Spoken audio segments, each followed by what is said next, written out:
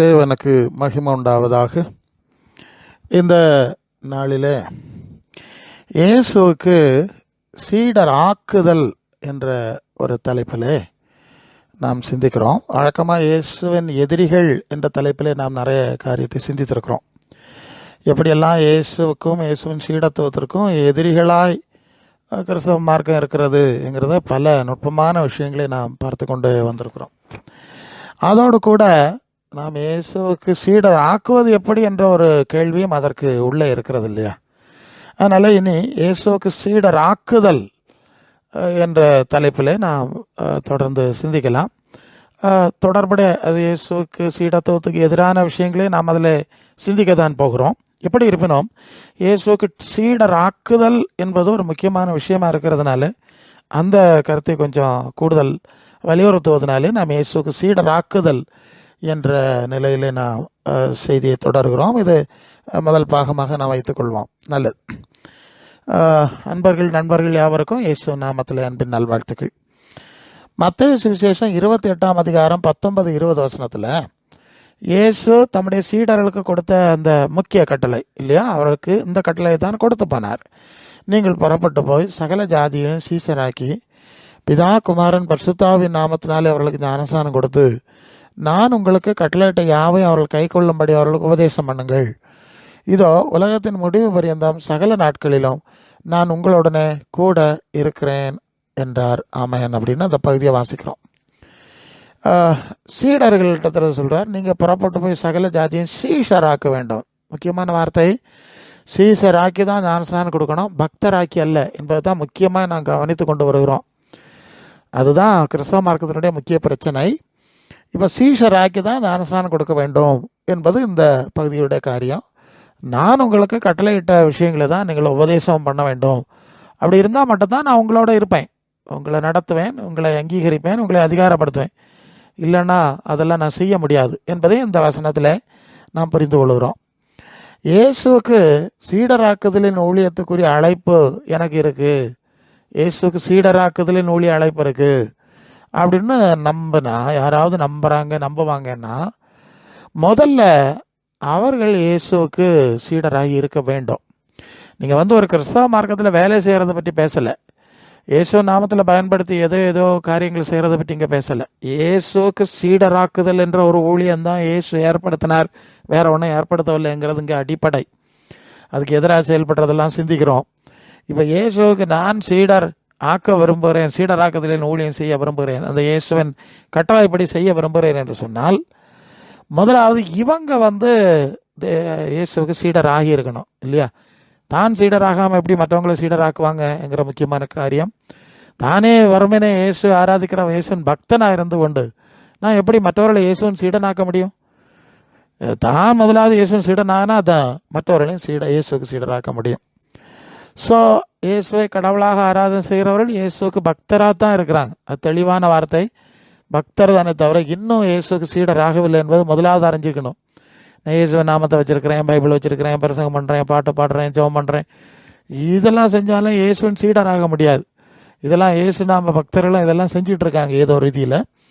இது மிகவும் மாறுபட்ட விஷயம் என்பதை முதலாவது நாம் புரிந்து கொள்ள வேண்டும். இந்த கிறிஸ்தவ மதத்தினுடைய முக்கிய மோசடியே இங்கே தான் ஆரம்பிக்குது. ஏன்னா இயேசு நீங்கள் போய் எனக்கு சீடராக்கி நாங்கள் சொன்னதை கட்டளையிட்டவெல்லாம் உபதேசம் பண்ணுங்கன்னு சொன்னால் இதை கிறிஸ்தவ மார்க்கம் செய்யலை. இயேசு கடவுளை அவர் ஆராய்ச்சிட்டு போங்க, அவர் சொன்னது ஒன்று நீங்கள் கேட்க வேண்டாம் என்கிற மாதிரியான ஒரு ரீதியில் அந்த நிலை சென்று கொண்டிருப்பது. ஒருவேளை பைபிள் கொடுத்தாங்கங்கிறது இதில் முக்கியமான ஒரு விஷயம் என்னன்னா, இன்னைக்கு ஆவி மன்றம் அந்த மன்றம்னா நிறைய இருக்குது. இதில் எல்லா மன்றங்களிலும் எல்லா காரியங்களிலும் மிக சிறந்த ஒரு ஊழியம் என்னன்னு சொன்னால், இந்த பைபிளை எப்படியாவது டிரான்ஸ்லேட் பண்ணி ஜனங்களுக்கு கையில் கொடுக்கணுங்கிற ஆர்வத்தோடு செயல்பட்டாங்கல்ல, அந்த செயல்பாடு தான் மிக மிக முக்கியம். ஆனால் எல்லா கண்டென்ட்ஸும் இங்கே இருக்குது. இவனும் வாரம் போகிறோம் ஓன சொல்லிடலாம், ஆனால் பைபிள் கண்டென்ட்டு சரியாக இருக்குது. அந்த பைபிள் மொழிபெயர்ப்பு பணி தான் உண்மையில் இந்த நாட்களில் இயேசுனுடைய ஊழியத்தை செய்கிற ஒரு அடிப்படை ஊழியமாக இருக்கிறதுங்கிறத நீங்கள் மனசில் கொள்ளணும். அந்த வார்த்தையை கொடுக்கணும்னு அவங்க செஞ்சாங்கல்ல, அவங்களுக்கு ரொம்ப எங்களுக்கு தெரியாவிட்டாலும் இதை அப்படியே டிரான்ஸ்லேட் பண்ணுவோம், அதுக்குள்ளே வழிகளை செய்வோன்னு செஞ்சாங்க. அதுதான் மிகப்பெரிய பணி. மிஷினரிகள் தான் பெரும்பாலும் அதை செஞ்சாங்க. இதுக்கு பின்னால் பைபிளை வச்சுட்டு இன்னைக்கு படம் காட்டி வைத்து பழகிப்போம் அரசியலும் வியாபாரம் நடத்திட்டு இருக்க கள்ளக்கூட்டங்களுக்கு அந்த தகுதி வராது. அவங்க தான் தியாகத்தோடு அதை செஞ்சாங்க. அது ரொம்ப இங்கே நாம் நன்றியோடு மரியாதையோடு நினைவு கூற வேண்டிய ஒரு காரியமாக இருக்கிறது. ஆகவே இப்போ பட் இதெல்லாம் பசுவெல்லாம் கொடுத்தாலும் அதனுடைய கருத்துக்களை சொல்லாமல், ஏன்னா ஜனங்களும் அங்கே என்ன இருக்குன்னு முக்கியப்படுத்தலை. இந்த பாரம்பரியம் தான் வல்லமையாக செயல்படுது. பாரம்பரியமாக அவர்கள் என்ன ப்ராக்டிஸில் செய்வாங்களோ அது அந்த தியரி, கையில் இருக்க தியரியை விட வலிமையாக ஆட்சி செய்கிறதுங்கிறத பார்க்குறோம். அதனால் இயேசுவின் சுவிசேஷ பணி செய்யலை. இயேசுவின் சுவிசேஷம் என்ற பெயரில் பைபிள் இருக்குது. இயேசுவை கடவுளாக்கி அவரை ஆராதனை செய்கிற மோசடி மார்க்கம் தான் உருவாக்கியிருக்கிறாங்க. இதை எல்லா மனுஷரெல்லாம் விரும்புகிறாங்க. ஆனால் இயேசு சொன்னது போல செய்யணும் நடக்கணும்னா கஷ்டம் இல்லையா? ஆராதிக்கிறது ஈஸி. அதனால் எல்லா மனிதர்களும் அதை விரும்புகிறதுனால இது ஈஸியாக பரவிட்டு ஸ்ட்ராங் ஆகிட்டு இந்த கள்ளத்தனத்தை அனைவருக்கு புரிஞ்சிக்க தெரியாமல் ஆயிடுச்சு. இயேசு ஆராதிக்கிறது வேறு, இயேசு சீசத்துவத்தில் நடக்கிறது வேறு. ரெண்டு விஷயம். இயேசு ஆராதிக்கிற விஷயம் பைபிளிலே கிடையாது என்கிற விஷயம்லாம் புரியாத அளவு மகா கள்ளத்தனம் எல்லாம் பண்ணி பைபிள் இருந்து கூட அதை செயல்பட விடாமல் முடக்கி ஒரு காலத்தை பைபிளை கொடுக்கணும்னு கஷ்டப்பட்டாங்க. அப்புறம் பைபிளை கொடுத்தா அதை பைபிளை செயலிழக்க செய்கிற மாதிரி உள்ள சாமர்த்தியத்தை இந்த இயேசு நாம ஆராதனை மன்றங்கள் செய்து கொண்டிருக்கிறது என்பதை முதலாவது நாம் புரிந்து கொள்ள வேண்டும். ஆகவே இயேசுக்கு சீடராகுதல் என்பதை நான் கொஞ்சம் ஆழமாய் சிந்திக்க வேண்டிய கடமை நமக்கு இருக்கிறது. மார்க்கு சுவிசேஷம் 3ஆம் அதிகாரம் 14-15 வசனத்தில், மார்க்கு 3:14-15, அப்பொழுது அவர் 12 பேரை தெரிந்து கொண்டார். அவர்களை தம்மோடு கூட இருக்கவும் பிரசங்கம் பண்ணும்படியாக தாம் அவர்களை அனுப்பவும் வியாதியை குணமாக்கி பிசாசுகளை துரத்து அவர்களை அதிகாரமுடையவர்களாக இருக்கும் அவர்களை ஏற்படுத்தினார் அப்படின்னு நாம் படிக்கிறோம். 12 பேரை தெரிந்தெடுத்தார், அவர்களை தம்மோடு கூட வைத்திருந்தார். அந்த வார்த்தை தான் நமக்கு தேவை. அப்போ இயேசுவின் சீஷத்துவம் என்று சொல்வது இயேசுவோட இருப்பது, இல்லைன்னா இயேசுவின் ஐக்கியத்தில் இருக்கிறது என்பதை நாம் புரிந்து கொள்கிறோம். அந்த இயேசுவோடு இருந்து இயேசுவின் ஐக்கியத்தில் இருந்து அவரிடத்தில் கற்றுக்கொள்வதை பிரசங்கம் பண்ணுவது, அதுவும் சீஷருடைய வேலை தான். அது தொடர்பாக வியாதியை குணமாக்குறது, பிசாசு துரத்து, இப்படி அதிகாரங்களையும் இயேசு நாமத்தில் கிடைக்கிறது. அந்த சத்தியம் விடுதலையாக்குறது, குமாரன் விடுதலையாக்குறார், அதுவும் அதோடு கூட நடக்கிறது. அப்போ இயேசுவோட ஐக்கியத்தில் இருக்கிறவர்கள் தான் இயேசுவின் சீடர்கள். இதுதான் முக்கியமாக கவனத்தில் கொள்ளணும். அதான் மீண்டும் மீண்டும் சிந்திக்கிறேன். இயேசு ஆராதிக்கிறவர்கள் அல்ல, இயேசுவோடு உறவில் ஐக்கியத்தில் இருக்கிறவர்கள். ஏனோக்கு தேவனோடு சஞ்சரித்து கொண்டிருந்தான் இல்லையா? அதுபோல் இயேசுவோடு சஞ்சரிக்கிறவர்கள். 1 யோவான் 1ஆம் அதிகாரம் 3ஆம் வசனத்தில், நீங்களும் எங்களோட கூட ஐக்கியமுள்ளவர்களாகும்படி நாங்கள் கண்டும் கேட்டு இருக்கிறத உங்களுக்கு அறிவிக்கிறோம். எங்களுடைய ஐக்கியம் பிதாவோடும் அவருடைய குமாரனாக இயேசு கிறிஸ்துவோடு இருக்கிறது. எங்களுடைய ஐக்கியம் பிதாவோடும் குமாரனோடு இருக்கிறது. இந்த ஐக்கியத்தை விரும்புகிறீங்கன்னா எங்களுக்கு கூட வாங்க. அப்போ நாங்கள் ஏதோ ஒரு சபையோடோ, ஒரு பாஸ்டரோடோ, ஒரு ஸ்தாபனத்தோடோ, ஏதோ ஒரு ஐக்கியத்தோடோ நாங்கள் ஐக்கியத்தில் இருக்கிறோம் என்று அவர்கள் சொல்லவில்லை. அப்படி இருக்கிறதெல்லாம் இயேசுவோட ஐக்கியத்தில் இருப்பதில்லை. இந்த நுட்பத்தை புரியணும். ஏதோ ஒரு சங்கத்தில் இயேசுவின் பெயரை வச்சிருக்கலாம், சிலுவை வச்சிருக்கலாம், பைபிள் வச்சிருக்கலாம். அப்படிப்பட்ட அமைப்பு மனிதர்கள் சங்கத்தோட ஐக்கியத்தில் இருக்கிறது இயேசுவோட ஐக்கியத்தில் இருப்பது அல்ல என்பதை முதலாவது தெளிவாக விளங்கி கொள்ள வேண்டும். ஆனால் இப்படி ஒரு மோசடியான நம்பிக்கை தான் கிறிஸ்தவ மார்க்கம் ஏற்படுத்தி விட்டது. ஏதோ சிலுவை வச்சிருக்கிற ஒரு கூடம், இயேசு ஆராதிக்கிற ஒரு கூட்டத்துக்கு போனால் நம்ம இயேசுவோட ஐக்கியத்தில் ஆயிடுறோம், அவருக்குள்ள உறவுக்குள்ளே வந்துடுறோம், அவருடைய சீடரில் ஆயிடுறோங்கிற மாதிரி ஒரு கள்ளத்தனமான மோசடியான நம்பிக்கை ஏற்படுத்தினோன்னா ஜனங்கள்லாம் பயந்து அதில் போய் அடைக்கலம் வந்துடுவாங்க. அவங்கள இந்த மார்க்கை கள்ளத்தனமாக தந்திரமாக ஆட்சி செய்து அவர்களை வச்சு ஆதாயம் தேடுது. இதுதான் நடந்துட்டுருக்கு. இதுதான் அடிப்படை பிரச்சனையே இயேசுவோடு உறவில் இருப்பது என்னது என்பது தெரியாத ஜனங்களை ஒரு மோசடியான இயேசு நாம ரீதியில் நடக்கிற காரியங்களை பயன்படுத்தி இயேசுவோடு இருக்கிறது போல ஒரு மோசடி தோட்டத்தை உண்டு பண்ணினார்கள். ஜனங்களும் தப்பாக நினச்சிக்கிட்டாங்க, நாங்கள் இயேசுவோடு இருக்கிறோம், நான் இயேசுவும் பிள்ளைன்னு பாட்டெல்லாம் பாடிக்கிட்டு ஏமாந்து கொண்டு இருக்கிறார்கள் என்பதை நாம் இயேசுவின் வசனத்தை வழி தான் நாம் ஆராய்ச்சி பார்க்க போகிறோம். நீங்கள் மத்தேயு 12ஆம் அதிகாரம் 30வது வசனத்தில் இயேசு 12:30, என்னோட இராதவன், இயேசு சொல்கிறார், என்னோட இராதவன் எனக்கு விரோதியாக இருக்கிறான், என்னோட சேர்க்காதவன் சிதறடிக்கிறான். உண்மையில் ஜனங்களை என்னோடு இணைத்து ஐக்கியத்தில் உருவாகி வளர விடாமல் நீங்கள் இயேசு ஆராதனை செஞ்சால் போகிறோம், பைபிள் சும்மா ஒரு 2-3 பாட்டு பாடினா போதும், சில சடங்காச்சாரமான ஆராதனை செஞ்சால் போதும்னு இல்லை, பல விஷயங்கள் இருக்குது. 1 2 கிடையாதுங்க. 24 மணி நேரமாக இவங்க அதில் மூழ்கத்தக்கதான நிறைய வித்தையெல்லாம் உருவாக்கிட்டாங்க. அவங்களுக்கு இதை விட்டு வெளியே வர்றதுக்கு சான்ஸே இல்லாத அளவு, ஆமாம், 24/7 மாதிரி மைண்டில் அதை போட்டுக்கிட்டே வைக்கக்கூடிய நிறைய விஷயம் இருக்குது. இங்கே ஆண்டவர் சொல்லுவார், அவங்க என்னோட சேர்க்கலை. அப்போ இவங்களாம் என்னோட இல்லை, எனக்கு ஐக்கியத்தில் கிடையாது. மற்றவங்களாம் என்னோட சேர்க்கலை. இவங்க என்ன செய்கிறாங்கன்னா, உண்மையில் என்னை விட்டு ஜனங்களை சிதறடிக்க பண்ணுகிறார்கள். என்னோட சேர்க்கலை. ஆண்டவருக்கு செய்தியினுடைய ஆழம் சிதறடிக்க, அப்படியே பல இடத்துல பிரிந்து ஓட செய்கிறார்கள், என்னோடு இணைய விடுறதில்லைன்னு சொல்கிறார். 2 பேதுரு 2:1-3 இவர் தான் முதல் கிறிஸ்துவின் சபை ஆதி திருச்சபையின் தலைவராக செயல்பட்டவர். இவரை தான் தேவன் பயன்படுத்தினார்.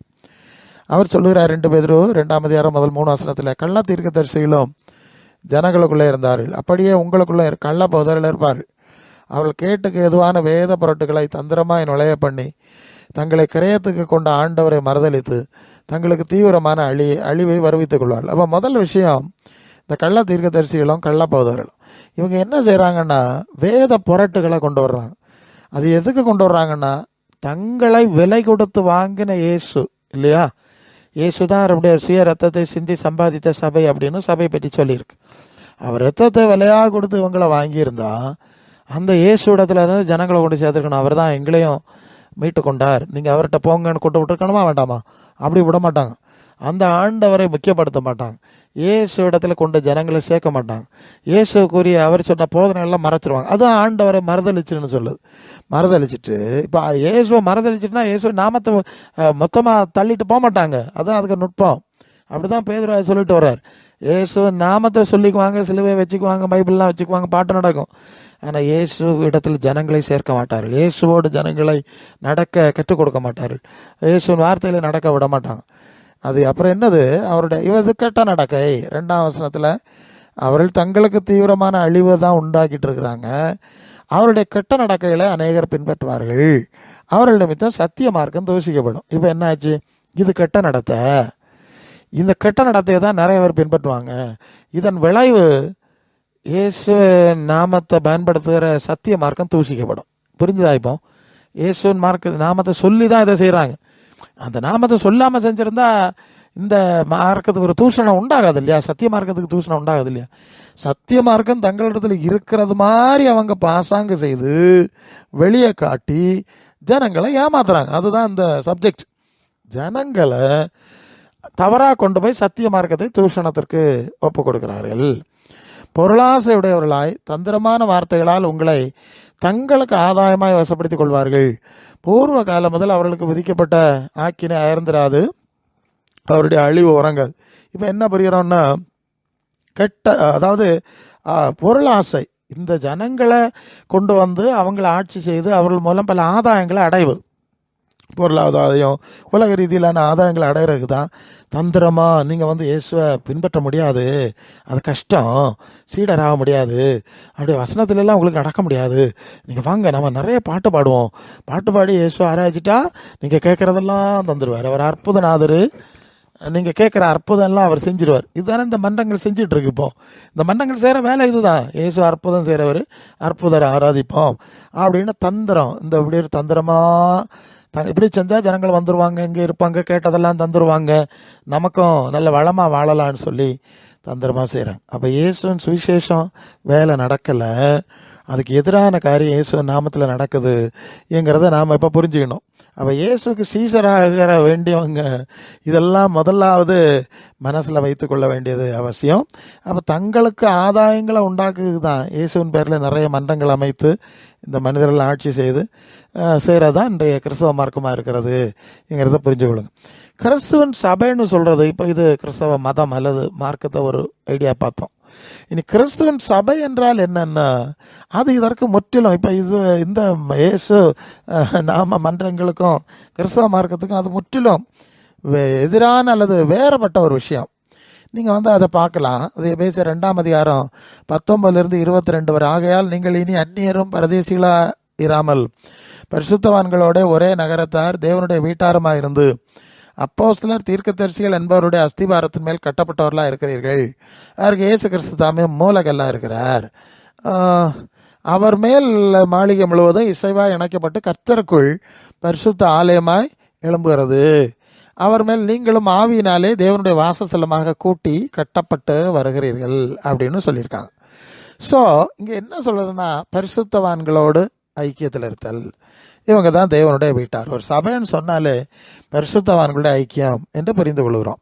இங்கே அப்போஸ்தலர் தீர்க்கதரிசிகள் என்பவருடைய அஸ்திபாரத்தின் மேலே தான் இது கட்டப்படுது. மூலக்கல் கிறிஸ்து. அப்போ இயேசு சொன்னது செஞ்சது தான் மூலக்கல், மற்ற அப்போஸ்தலர் சொன்னது மற்ற கல். இப்படி தான் இந்த அஸ்திபாரம் போட்டிருக்கு. இந்த சபையினுடைய அஸ்திபாரம் அடித்தளம் இன்றைக்கு இருக்க மார்க்கம் இல்லை, அது பைபிளில் இருக்கிறது, நம்ம பார்க்கலாம்.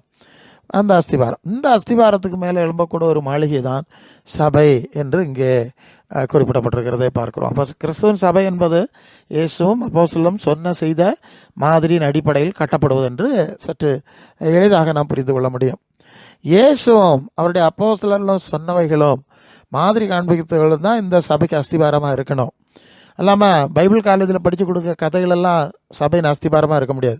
இல்லைனா நிறைய ஸ்தாபனங்கள் இருக்குது. இப்போ இயேசுவின் பேரில் நிறைய ஸ்தாபனங்கள் இருக்குது. அந்தந்த ஸ்தாபனத்தின் கொள்கைகள், உபதேசங்கள் ஒன்றுமே இந்த கிறிஸ்துவின் சபையின் அஸ்திபாரமாக இருக்க முடியாது. அது இயேசு சொன்னது செஞ்சது, அப்போஸ்தலர் சொன்னது செஞ்சது, அதை நிரூபிக்கின்ற தூய ஆவியானவருடைய விளக்க உரைகள் அல்லது தெளிவுகள், அந்த அடிப்படையில் தான் நிற்க முடியுங்கிறதுல மிக தெளிவாக இருக்க வேண்டும். எபேசியர் 4:11-15 வரை படித்தா, மேலும் நாம் அனைவரும் தேவனுடைய குமாரனை பற்றி விசுவாசத்தில், அந்த இயேசுவை பற்றி அறிவில் ஒருமைப்பட்டவர்களாகி அந்த இயேசு கிறிஸ்துவனுடைய நிறைவான வளர்ச்சியின் அளவுக்கு தக்க நாம் பூரண புருஷராக வேண்டும். அந்த சபையினுடைய ஸ்ட்ரக்சர் அந்த பாஸ்டர் மாதிரி வளர்றதில்லை, உலகத்தில் உயரத்தில் ஏறி வளர்றதில்லை, அல்லது பெரிய ஒரு சங்கமாக, அமைப்பாக, கட்சியாக வளர்றது கிடையாது. கிறிஸ்துவனுடைய சிந்தை, இயேசுவை பற்றி அறிவு, அவரை பற்றி வார்த்தையை பற்றி அறிவு, அவரை பற்றி எல்லா அறிவிலும் அவருடைய நிறைவான அவருடைய வளர்ச்சியிலே பூரணமாய் வளருவதுதான் சபை.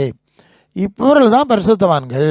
4:12 இந்த பரிசுத்தவான்கள் சீர் பொருந்தணும், இன்னும் சீரடையணும். சுவிசேஷ ஊழிய வேலை, கிறிஸ்துவின் சரீரமாகிய சபைங்கிறது இதுதான். இது பக்தி விரிவு அடையணும், பக்தி விருத்தி அடையணும். அதுக்கு சிலரை அப்போஸ்தலர், சிலரை தீர்க்கதரிசிகள், சிலரை சுவிசேஷகர், சிலரை மெய்ப்பர் போதராக ஏற்படுத்தினார். பற்றியெல்லாம் எதுக்கு ஏற்படுத்தினார்? இயேசுவின் போதனை மாதிரி தன்மையில் வளருவதற்கு ஏற்படுத்தினார். நாம் இனி குழந்தைகளாயிராமல் சூதும் வஞ்சிக்கிறதுக்கு எதுவான தந்திரமுள்ள போதகமாகிய பலவித காற்றுகளினாலே அலைகளைப் போல அடிபட்டு அலைகிறவர்களாயிராமல் அன்புடனே சத்தியத்தை கை கொண்டு தலையாகிய கிறிஸ்துவுக்குள் எல்லாவற்றிலும் நாம் வளருகிறவர்களாக இருக்கும்படி அப்படி செய்தார். அப்போ நிறைய கள்ள போதனைகள், அதை மனிதருடைய தந்திரமான போதனைகள், அதில் நீங்கள் அடிபடாமல் கிறிஸ்துவும் அப்போஸ்தலரும் காட்டிய மாதிரியிலே போதனையில் நடந்து அவருக்குள்ளே இயேசுவை போல வளருவதற்கு, இயேசுவை போல. அப்போ நீங்கள் இப்போ இயேசு ஆராதனை மன்றம் சபைன்னா அங்கே போகிறவங்களுக்குள்ள இயேசுவின் சிந்தை வந்துதா? இயேசுவின் சாயல் வந்துதா? இயேசுவின் தன்மை இருந்ததா? இயேசுவின் மாதிரி வராது.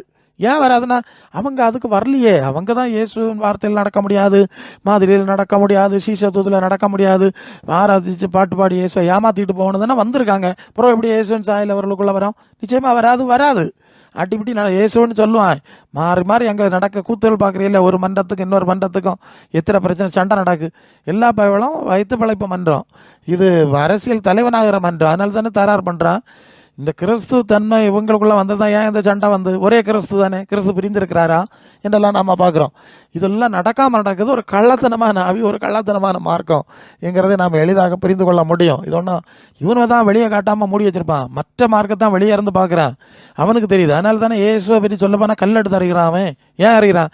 கள்ள பயவலை. உங்கள் மார்க்கத்தை சரிப்படுத்துக்கண்டா. முதல்ல நீங்கள் கள்ளமாருங்கிறதும் என்னெல்லாம் மாறி மாறி அடித்தடி நடத்திட்டு கிடக்குறீங்கிறத பார்த்துட்டு இருக்கோம். எங்களையும் கெடுக்க வந்தியலா, எங்கள் ஊரை கெடுக்க வந்தியலா, எங்களை கெடுக்க வந்தியலா, நாங்கள் நல்லா இருக்கிறது பிடிக்கலையா, நீங்கள் தான் விளங்காமல் போறீங்க, எங்களை ஏன்டா அழிக்க வந்தியாண்டாக்க அவன் கல் எடுத்து அறிகிறான். புரியுதா சொல்கிறது? அவன் அந்த நல்ல மக்கள், அவங்க நல்லவங்கன்ட்டு ஒரு பக்தி, அவன் பயம் வர மாட்டேங்குது. ரொம்ப நம்ம கஷ்டப்பட வேண்டியிருக்கு இல்லையா? அப்படி ஒரு சூழ்நிலைக்குள்ள அதான் சொல்கிறேன், நம்ம சுவிசேஷ பணி செய்யும்போது இதை கவனத்தில் கொள்ளணும். அவன் இந்த கள்ளமாரை பார்த்து நம்ம கள்ளன்னு நினைக்கிறான். இயேசுன்னு ஒருத்தன் வந்தானா இவன் கள்ளன், இவன் அந்த கள்ளக்கூடத்தை சார்ந்தவன், இவனும் இயேசுவை நாராய்ச்சி உள்ள அக்கிரமம் எல்லாம் செய்வான். உலகம் ஃபுல்லாக நடந்துட்டு இருக்குல்ல. அதனால உண்மையாக இயேசுவை பின்பற்றுகிறவெல்லாம் பாதிக்கப்படுகிறாருங்கிறது உண்மை. ரொம்ப கவனமாக, எச்சரிக்கையாக, ஜாக்கிரதையோடு ஆண்டவருடைய வழிநடத்தல் பெறாமல் இந்த வேலையை இப்போ செய்ய முடியாதுங்கிற அளவு இங்கே வந்துட்டு. தெரியாத இடத்துக்கு பிரச்சனை இல்லை, அது இன்னொரு இஷ்யூ. இங்கே இப்படி ஒரு பிரச்சனை வந்திருக்கிறது, அதை மனசில் கொள்ளணும். அப்போ கிறிஸ்துவோடு இணைந்து அவரின் தன்மையில் வளருவது தான் இயேசுவின் சீடத்துவம். இதுதான் அடிப்படை. அப்போ சீடராக்குது எப்படின்னு தான் நம்ம சிந்திக்கிறோம். முதல்ல சீஷத்துவம்னா என்னென்னா, கிறிஸ்துவோடு இணைந்து அவரின் தன்மையில் வளர்வது தான் இயேசுவின் சீஷத்துவம்னு சொல்கிறது. இந்த தன்மையை தான் நாம் அடைகிறதுக்கும் மற்றவர்களை அடைவதற்கும் நாம் தொடர்ந்து பயணிக்க போகிறோம். இந்த மாதிரியான அனுபவம் இதுவரை இல்லாதவங்க, இந்த மாதிரி கிறிஸ்துவோடு இணைஞ்சு நடந்து வாசனை இயேசு ஆராதிக்கிறவங்க இயேசுவின் சீஷத்தில் இல்லைன்னு நான் பார்த்துட்டோம். இயேசுவோடு நடந்து வசனத்தில் மாதிரியில் இப்படி நடக்கிற அனுபவம் இல்லாதவர்கள் இதற்கு புறம்பான எல்லாத்தையும் முதல்ல தூக்கி தூர எடுத்தறியணும். எறிஞ்சிட்டு இயேசுவின் சீடத்துவத்தில் முதலாவது தான் கட்டப்படணும் இல்லையா? தான் அந்த இயேசு பக்தர் நிலையிலிருந்து சீடத்துவத்துக்கு வரணும் இல்லை?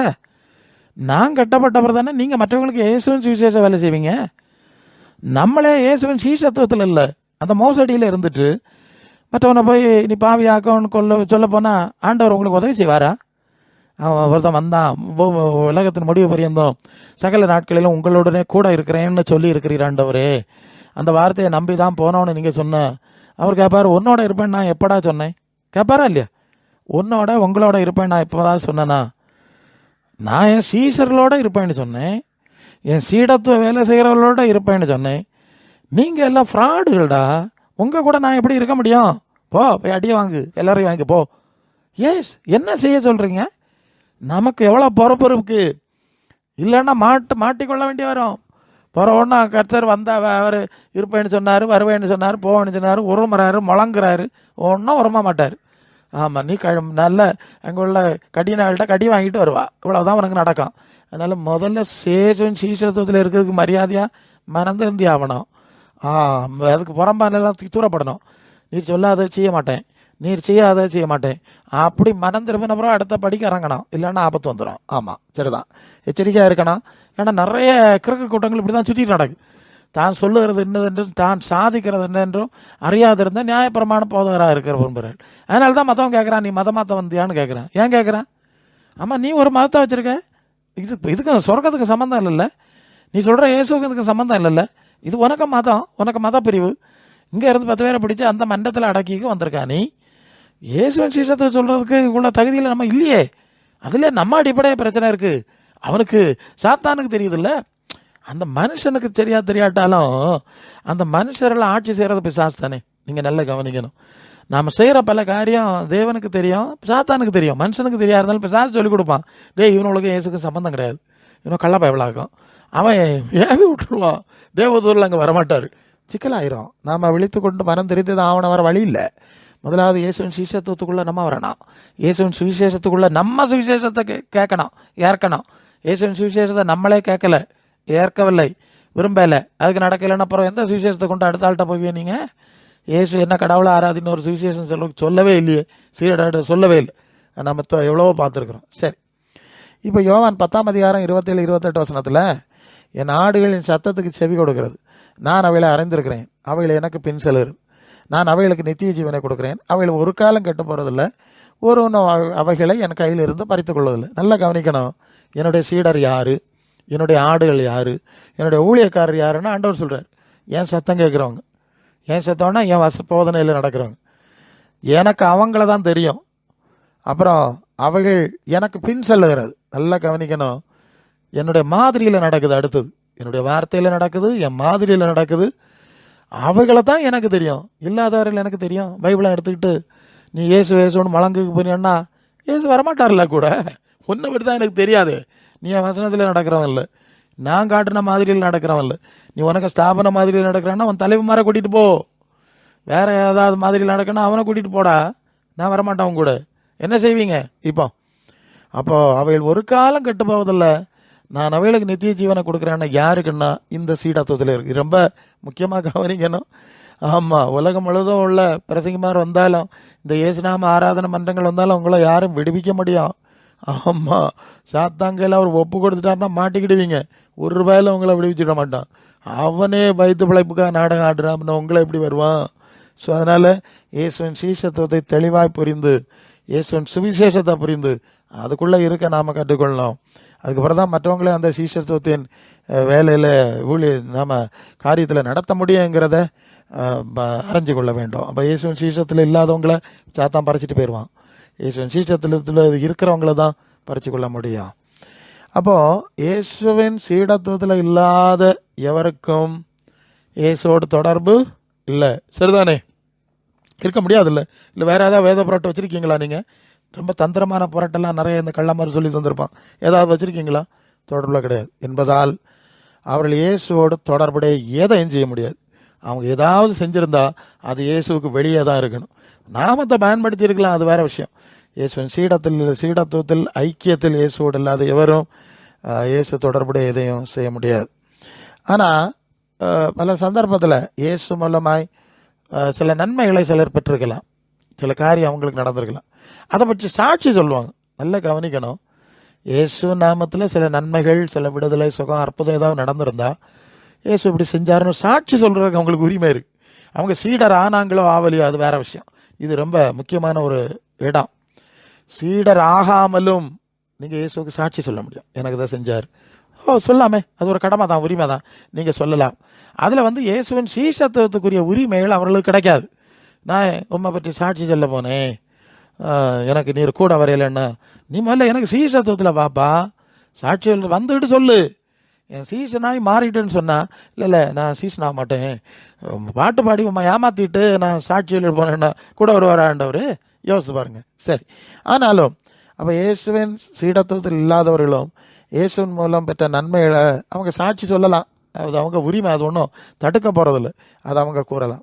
அந்த சாட்சியின் மூலம் வேற பலருக்கு கேட்டு, அந்த சாட்சியை கேட்டு அவங்களும் அந்த சாட்சியை விசுவாசித்து அந்த பல நன்மைகளை அவர்கள் அடையலாம். அதில் சந்தேகம் கிடையாது.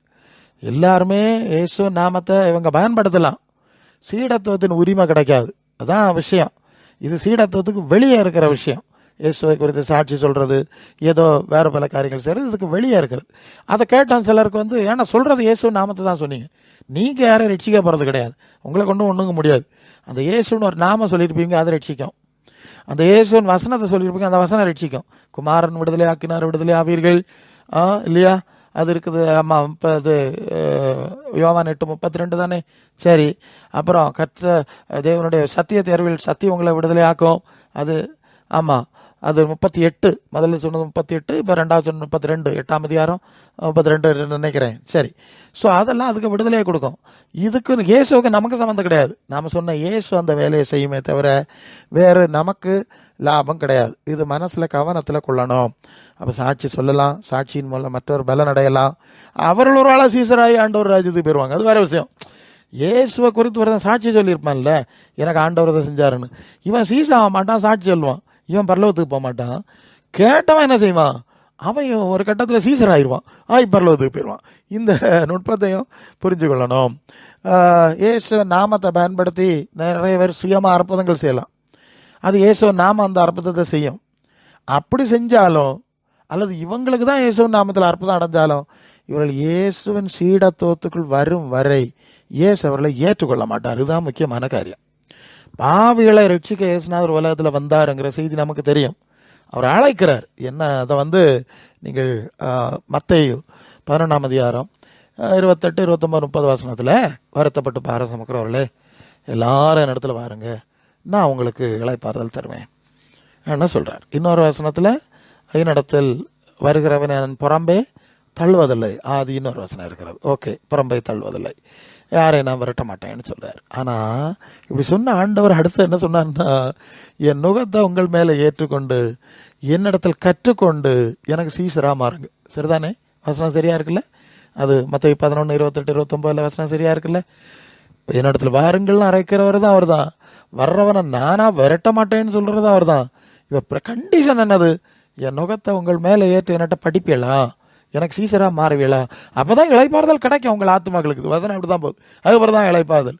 கூப்பிட்டேன் வந்தீங்க, விரட்ட மாட்டேன்னு சொன்னேன் வந்து நிற்கிறீங்க, அற்புதம் வேணாம் அதிசயம் வேணாம்னு கேட்குறீங்க, ஆனால் உங்கள் சீசர் ஆக மாட்டோம்னு சொல்லிட்டு நிற்கிறீங்க இல்லையா? நான் சொல்கிறது நீ கேட்க மாட்டேன், நீர் சொல்கிறத கேட்க மாட்டேன், உமக்கு சீசனாக நான் விரும்பலை அப்படின்னா உங்களுக்கு ஆத்மாக்களுக்கு எப்படி இளைப்பாறுதல் கிடைக்கும்? அப்படி உத்தரவாதம் தரலையே. இந்த நுட்பமான வேறுபாட்டை புரிஞ்சுக்கணும். அதனால் இயேசுவை குறித்து சாட்சி சொல்லலாம், பல காரியங்கள் இயேசு நாமத்தில் செய்யலாம். என்ன செஞ்சாலும் இயேசுவின் சீஷத்துவத்துக்குள் வரும் வர அவர் ஏற்றுக்கொள்ள மாட்டார். அப்படி தான் அந்த வசனம் சொல்லுது, என் ஆடு என் சத்தம் கேட்கணும், எனக்கு பின் செல்லணும், அவைகளை தான் நான் அறிஞ்சிருக்கேன், மற்றவைகளை எனக்கு தெரியாது. கர்த்தாவே கர்த்தாவேன்னு சொன்னவன் தெரியாதுன்னு சொல்லுவேன்னு ஏற்கனவே மற்ற 7:21 அடிக்கடி நாம் சிந்திக்கிற வசனம் தான். சரி, இதில் வெளிப்பா இருக்கணும். அதான் மற்ற 7:21 23 சொல்லுதில்ல. ஆமாம், பிதாவின் சித்தம் செய்யாம என்னை கர்த்தாவை கர்த்தாவின்னு ஆராதிச்சான், என் நாமத்தில் பேய் விரட்டுனா, பிசாசு வியாதி சோமாக்குனா, இதெல்லாம் செஞ்சாலும் அவர் சொல்கிற வார்த்தை இருக்குல்ல 7:23 ஒரு கால அறியல். ஒரு கால அறியலைன்னா நீ சாட்சி சொன்னதே எனக்கு தெரியாது. நீ என்னை பற்றி ஒரு சாட்சி சொன்னால அதான் எனக்கு தெரியாது. அந்த அர்த்தானே அர்த்தம் ஆகுது. நீ என் நாமத்தில் பேய் விரட்டுன அதுவும் தெரியாது. நோய் சோகமாக்குன எனக்கு தெரியாது. எப்போ தெரியும்? என் சீடன் என் வார்த்தை கேட்டு என் பின்னால் நடக்கும்போது அவர்களைத்தான் அறிந்திருக்கேன். அந்த வசனத்தில் தான் வர்றோம். அவைகளை நான் அறிந்திருக்கிறேன், அவைகளை என் கையில் வச்சுருக்கேன், அவைகளை ஒருவன் பறிச்சிட முடியாது, அவைகளுக்கு நித்திய ஜீவன் கொடுக்குறேன். அந்த தான் சீசத்துவம்னு சொல்கிறது. அதுக்குள்ளே தான் நீங்கள் வரலையே. உங்களை ஆராதிக்க சொன்னது யார்? ஆமாம், சாட்சி சொல்லுக்கா சொன்னேன். நீ எனக்கு சாட்சியாயிரு, வா சீசன் ஆகுன்னு சொன்னேன். உலகத்தின் முடிவு பெறும். அதாவது சீசன் இடத்துல சொல்கிறார், நீங்கள் வந்து 1:8 தானே அப்போஸ்தலர், பரிசுத்தாய் உங்களத்தில் மேல் வரும், நீங்கள் எருசலேமிலும் யூதேயாவிலும் உலகத்தில் முடிவு பெறுவீங்க, எனக்கு சாட்சியாக இருப்பீங்க. எப்போ சாட்சி? என் வசனத்தை கேட்டு என் சீடர்லாம் என் பின்னால் வந்தீங்க, காத்திருங்க நான் பிதாவிடத்துலேருந்து தூய ஆவி அனுப்புகிறேன்னு சொன்னேன், காத்திருந்தீங்க, அந்த தூய ஆவி உங்களுக்குள்ளே வந்தது, இனி சாட்சியாக இருங்க. இதுக்கு முன்னே ஏது சாட்சி உனக்கு? நல்ல அந்த நுட்பங்கள் ஆழத்தை பார்க்கணும். அப்போ பரலோகம் இயேசு அங்கீகரிக்கிற சாட்சி எங்கே இருக்குது? நீ சாட்சியாக இருக்கணும், அந்த சீசத்துவத்தில் வந்து சாட்சியாக இருக்கு. அது இல்லாமல் சொல்கிற சாட்சி எனக்கு தெரியாது, ஒன்று நான் அறியலை. அப்படி நிறைய பேர் செய்கிறாங்க, சொல்லுறாங்க, நடந்துட்டுருக்குங்கிறது உண்மை. ஓகே. ஆனால் இது இயேசு சொல்கிறாரு, உங்களை நான் அங்கீகரிக்க முடியாது, ஏற்றுக்கொள்ள முடியாது, என்னை விட்டு அகன்று போங்கள் அக்கிரம செய்யக்காரர்னு ஒரு வார்த்தை போட்டிருக்கு. சரி, அப்போ இயேசுவின் சீடத்துவத்துக்கு வெளியே இயேசுவின் நாமத்தில் செய்யப்படுற எல்லாம் இயேசுவால் நிராகரிக்கப்பட்டு விடுங்கிறத மறந்துடப்படாது. இயேசுவின் சீடர்களுக்கு மற்றவர்கள் ஏதேனும் நன்மை செஞ்சுருந்தா அதன் பிரதிபலன்கள் அவர்களுக்கு பூமியில் கிடைக்கலாம் இல்லையா? அதான் ஆண்டவர் ஏற்கனவே வேற வசனம் சொல்லியிருக்கார். சீடனுங்கிற நாமத்து நிமித்தம் ஒரு கலசம் தண்ணீர் கொடுத்தவன் பலன் அடையாமல் போகான். இவர்கள் இயேசுனுடைய ஊழியக்காரர்களாக்கும், இயேசுனுடைய சீடர்களாக்கும் நம்பி அவங்களுக்கு ஏதாவது ரீதியில் நன்மை செஞ்சிருந்தா கண்டிப்பாக அதுக்கு பலன் பல மடங்காக அந்த பூமியிலே கொடுக்கப்படும். அதில் சந்தேகம் கிடையாது. அந்த வேறுபாடை நீங்கள் புரியணும், அது கொடுக்கப்படும். ஒருவேளை அவங்க நீதிமான்களாக இருந்து தெய்வ சித்தம் செய்து நீதிமான்களாக இருந்து உதவி செஞ்சால் அது மறுமையிலும் கொடுக்கப்படும், மற்றவங்களுக்கு இம்மையில் மட்டும் கொடுக்கப்படும். அதான் அந்த வித்தியாசம். இயேசுனுடைய ஊழியக்காரர்கள் என்று ஒருத்தர் நன்மை செஞ்சால் அது இம்மையில் கொடுக்கப்படும். ஆனால் அவங்க நீதிமான்களாக மாறிவிட்டால் அது மறுமையிலும் கொடுக்கப்படும். அந்த வேறுபாடை புரிந்து கொள்ளணும். ஸோ அப்போ சாட்சி சொல்கிறதுனால உண்டார விளைவன்னது, நன்மை செய்கிறதுனால உண்டார விளைவன்னது, நீதிமான்களாக இயேசுவின் சீடத்துவத்தில் நடக்கிறதுனால விளைவன்னதுங்கிறத கொஞ்சம் பகுத்து புரிந்து நாம் கொள்ள வேண்டும். லூக்கா 14:13-14 ஆண்டவர் சொல்கிறார், நீ விருந்து பண்ணும்போது ஏழைகளையும் ஊனரையும் சப்பானியும் குருடரையும் அழைப்பாயாக, அப்பொழுது நீ பாக்கியவானாக இருப்பாய், அவர்கள் உனக்கு பதில் செய்ய மாட்டார்கள், நீதிமான்களுடைய உயிர்த்தெழுதலில் உனக்கு பதில் செய்யப்படும். இல்லையா? அவங்க செய்ய மாட்டாங்க, நான் தர்றேன். நீதிமான்களின் உயிர்த்தெழுதல் அந்த வார்த்தை முக்கியம். விருந்து கொடுத்தோன்னே நீ பரலோகத்துக்கு போக முடியாது, காணிக்கை கொடுத்தோன்னே நீ பரலோகத்துக்கு போக முடியாது. நீ நீதிமானாக இருந்தால் தான் பரலோகத்துக்கு போக முடியாதா? நீதிமான்களின் உயிர்த்தெழுதல். நீ நீதிமானாக இருந்து அதை செஞ்சால் உனக்கு இம்மையிலும் தர்றேன், நீ பரலோகத்துக்கு போகிறல்ல, அதனால் உனக்கு அங்கேயும் தர்றேன். நீதிமான்களின் உயிர்த்தெழுதலில் அதுக்குரிய மகிமையை உனக்கு தருகிறேன். அப்போ நீதிமானாக இருக்கணும், உயிர்த்தெழுதலுக்கு பாத்திரவானாக இருக்கணுங்கிற செய்தியெல்லாம் அங்கே இருக்கிறது. மற்ற 25:44-46 வரை சிலர் இயேசுவிட்டக்க சொல்லுவாங்களாம், எப்போ தாகமுள்ளவராய், பசி உள்ளவராய், அந்நியராய், வஸ்திரம் இல்லாதவராய், வியாதிப்பட்டவராய், காவலில் அடைக்கப்பட்டவராய் நாங்கள் எப்போ கண்டு உதவி செஞ்சோன்னு கேட்டான். அவர் சொல்கிறார், மிகவும் சிறியராகிய இவர்களில் ஒருவனுக்கு, என்னுடைய சீடர்களாகியவர்களில் ஒருவருக்கு இதை செய்தீர்களோ அதை ஆமாம் எனக்கே செய்தீர்கள், அதை எனக்கே செய்தீர்கள் அப்படின்னு அவர் சொல்கிறார். ஆமாம், அது நீதிமான்களை பார்த்து சொல்கிறார், எனக்கு செஞ்சீங்க. நீதிமான்களை பார்த்து சொன்னார், நீங்கள் எனக்கு செய்யலை இல்லையா? அந்தபடி அதனால் அந்த செய்யாதவர்களை நித்திய ஆக்கினைக்கும், செய்தவர்களை நீதிமான்களை நித்திய ஜீவன் அடைவா அனுப்புவார். வர நன்மை செஞ்சவங்களை பரலோகத்துக்கு அனுப்பலை, நீதிமான்களாக இருந்தவர்கள். அது 25:46 நீதிமான்களோ நித்திய ஜீவன் அடைய போவார்கள், மற்றவர்கள் ஆக்கினை அடைய போவார்கள். அவர்களுக்கு நன்மையும் செய்யலை, மற்றவங்க செஞ்சாங்கங்கிறது இன்னொரு பக்கம். நன்மை செஞ்சதுனால பரலோகத்துக்கு போகல, நம்ம இயேசுவின் சீடத்துவத்துக்குள்ள வருவது நீதிமான்கள் ஆகும்போது போகிறோம். ஏன்னா அது நீதிமானுடைய ராஜ்யம், பரிசுத்தவானுடைய ராஜ்யம், இயேசு ஆராதிக்கிறவருடைய ராஜ்யம் அல்ல. பணம் கொடுத்து வாங்குற ஒரு விஷயமும் கிடையாது. இதை நம்ம மனசில் வச்சுக்குவோம். இயேசு நாமத்தில் நன்மைகளை செஞ்சு இந்த உலகத்தின் பலனடைகிற நிறைய பேர் இருக்கிறாங்க. இன்னைக்கு நடந்துகிட்டே இருக்கு. இயேசு நாமத்தில் ஏதாவது செஞ்சால் அவங்களுக்கு உலகத்தில் பலன் கிடைக்கிறதுங்கிறது உண்மை. உலகத்தில் அவர்கள் இயேசு கொடுக்கக்கூடிய நித்திய ஜீவனை நிச்சயமாக அடைய மாட்டார்கள். இதுதான் அடுத்த பிரச்சனை. அப்போ நித்திய ஜீவனை அடையணும்னா ஏற்கனவே அது யோவான் 10:27-28 நாடி என் சத்தம் கேட்டு என் பின்னால சீஷத்துவத்தில் நடந்தா அவைகளுக்கு தான் நித்திய ஜீவனை கொடுக்குறேன். அதான் பாயிண்ட். நித்திய ஜீவனை எல்லாரும் கொடுக்கல, சீஷர்கள் மட்டும்தான் கொடுக்குறேன். அப்போ இயேசு நாமத்தில் நன்மை செஞ்சவங்களுக்கு உலகத்தில் நன்மை கிடைக்கும், அதில் சந்தேகம் கிடையாது, கொடுத்தா ஆவணும். நித்திய ஜீவன் அடையணும்னா அவர்கள் இயேசுவின் சீடர்லாம் மாறணும். அப்போ இயேசுவின் சீடராக மாறுறது எவ்வளோ முக்கியங்கிறத புரிஞ்சுக்கிட்டா நல்லது. வேற மோசடி மார்க்கம், இந்த மார்க்கம் ஒன்றும் உங்களை எல்லாம் நம்ம பைபிளை வச்சுட்டு கத்தோலிக்கும் ஒரு மாதிரியில் சொல்கிறான், சேசக்காரன் சொல்கிறான், பந்தகோசக்காரன் சொல்கிறான், ஒவ்வொருத்தரும் ஒவ்வொரு ரீதியில் சொல்லிட்டு இருக்கிறான். எல்லா மன்றத்தில் இருக்கிறவனும் கத்தோலிக்க திருச்சபை சார்ந்தவங்கள்லாம் நாங்கள் சொர்க்கத்துக்கு போகணும் எவ்வளோ உறுதியாக இருக்கிறாங்க, எவ்வளோ உறுதியாக இருக்கிறாங்க. விண்ணக வாழ்வின் 3ஆம் ஆண்டு, ஆமாம் 3 வருஷம் பரலோகத்தில் இருக்காருன்னா எழுதியே போட்டுறாங்க. அந்த அளவு தாய் சபை நாங்கள் தான் அசைக்க முடியாத நம்பிக்கையில் இருக்கு. இவங்க மற்ற கூட்டம் என்ன சொல்லுது, ஐயே கத்தோலிக்கம் வருது, நான் பரலோகத்துக்கு போக மாட்டான், அவன் வேதத்தின்படி கிடையாது, அவன் போக மாட்டான், அது பாரம்பரியமாக்கணும். இவனும் வேதத்தின்படி இருக்கானா? இந்த வசனத்தின்படி பார்த்தா இவனும் இன்னும் சீசன் ஆகல. இந்த வசனத்தின்படி தான் இவனும் ஒருத்தர் சீசன் ஆகல. இவனோட வேதத்தின்படி இல்லை, இது இவனோட கண்ணுக்கு தரல. இவன் அவனை சொல்லுவான். அடுத்த சபைக்காரன் இப்படி மாறி மாறி மாறி, நீ போக மாட்டாய் நான் தான் போவேன், நீ போக மாட்டாய் நான் தான் போவேன், இப்படி சொல்லி சொல்லி எல்லா முட்டாள் மோட கூட்டங்களும் இப்படி இயேசு ஆராய்ச்சிட்டு கிடக்குது. வெகு சிலர் மட்டும்தான் எப்பா அந்த கதையெல்லாம் ஒத்து வராது, இயேசுநாதரோடு நடந்துருவோம், ஏனோக்கு தேவனோடு சஞ்சரித்ததுனால தான் அங்கே போனான், அப்போ இயேசுவோடு சஞ்சரித்தா தான் போக முடியுங்கிறத கொஞ்சம் எளிதாக விளங்க முடியாமல் இப்படி ஒரு பேய் அந்நிய பாஷையும் பேசிக்கிட்டு, அந்நிய பாஷை பேசுகிற பேய் இருக்குது, பேசாத பேய் இருக்குது, எல்லாம் ஒரே குட்டையில் ஊடுற மட்டைகள் தான் இப்படி கிடந்து இதுவை அலக்கழிஞ்சிட்டே கிடக்குது. இதில் சிக்காமல் இயேசுவின் சீஷத்துவத்தை படித்து பரலோகத்துக்கு போகிறது தான் அந்த செய்தியை நாம் சிந்திக்கிறோம். சரி, இந்த உண்மைகளெல்லாம் மறைச்சிருவாங்க. அதான் எல்லாம் திருச்சபைக்காரன் எவ்வளோ சாமர்த்தியமாக மறைச்சி எவ்வளோ கூட்டம் ஆளுகளை தன் கையில் வச்சுருக்காங்கிறது தெரியுதில்ல, நமக்கு தெரியுதில்ல. பார்த்தா எல்லாம் மறைச்சி இவ்வளோ கூட்டம் மக்களை ஏமாற்றி ஜனங்கள் இயேசுக்கு சீடராகாமல் தடுத்துருவாங்க. என்ன செஞ்சிருவாங்க? சீடராகாமல் தடுத்து தங்கள் மன்றங்களிலே தங்களுக்கு சீடர், தங்கள் மார்க்க சீடர், தங்கள் பாரம்பரிய சீடர்களாட்டு மாற்றி அங்கேயே அடைச்சி வச்சுருப்பானுவேன். இயேசு நாமத்தில் செய்யுங்க, பணம் கொடுங்க, அப்போ உங்களுக்கு பணம் கிடைக்கும். ஆமாம், அதான் நம்ம பார்த்துட்டோம்ல, இயேசு நாமத்தில் நன்மை செய்வாங்க, இவங்களுக்கும் அதுக்கேற்ப நன்மை கிடைக்கும். கார் வாங்கிடுவான், வீடை கட்டிடுவான், அல்லது பெரிய பெரிய தொழிலதிபர் ஆயிடுவான், இப்படியே போய் உலகத்தில் இருந்துருவான். இது நடக்கும்னு பார்த்துட்டோம்.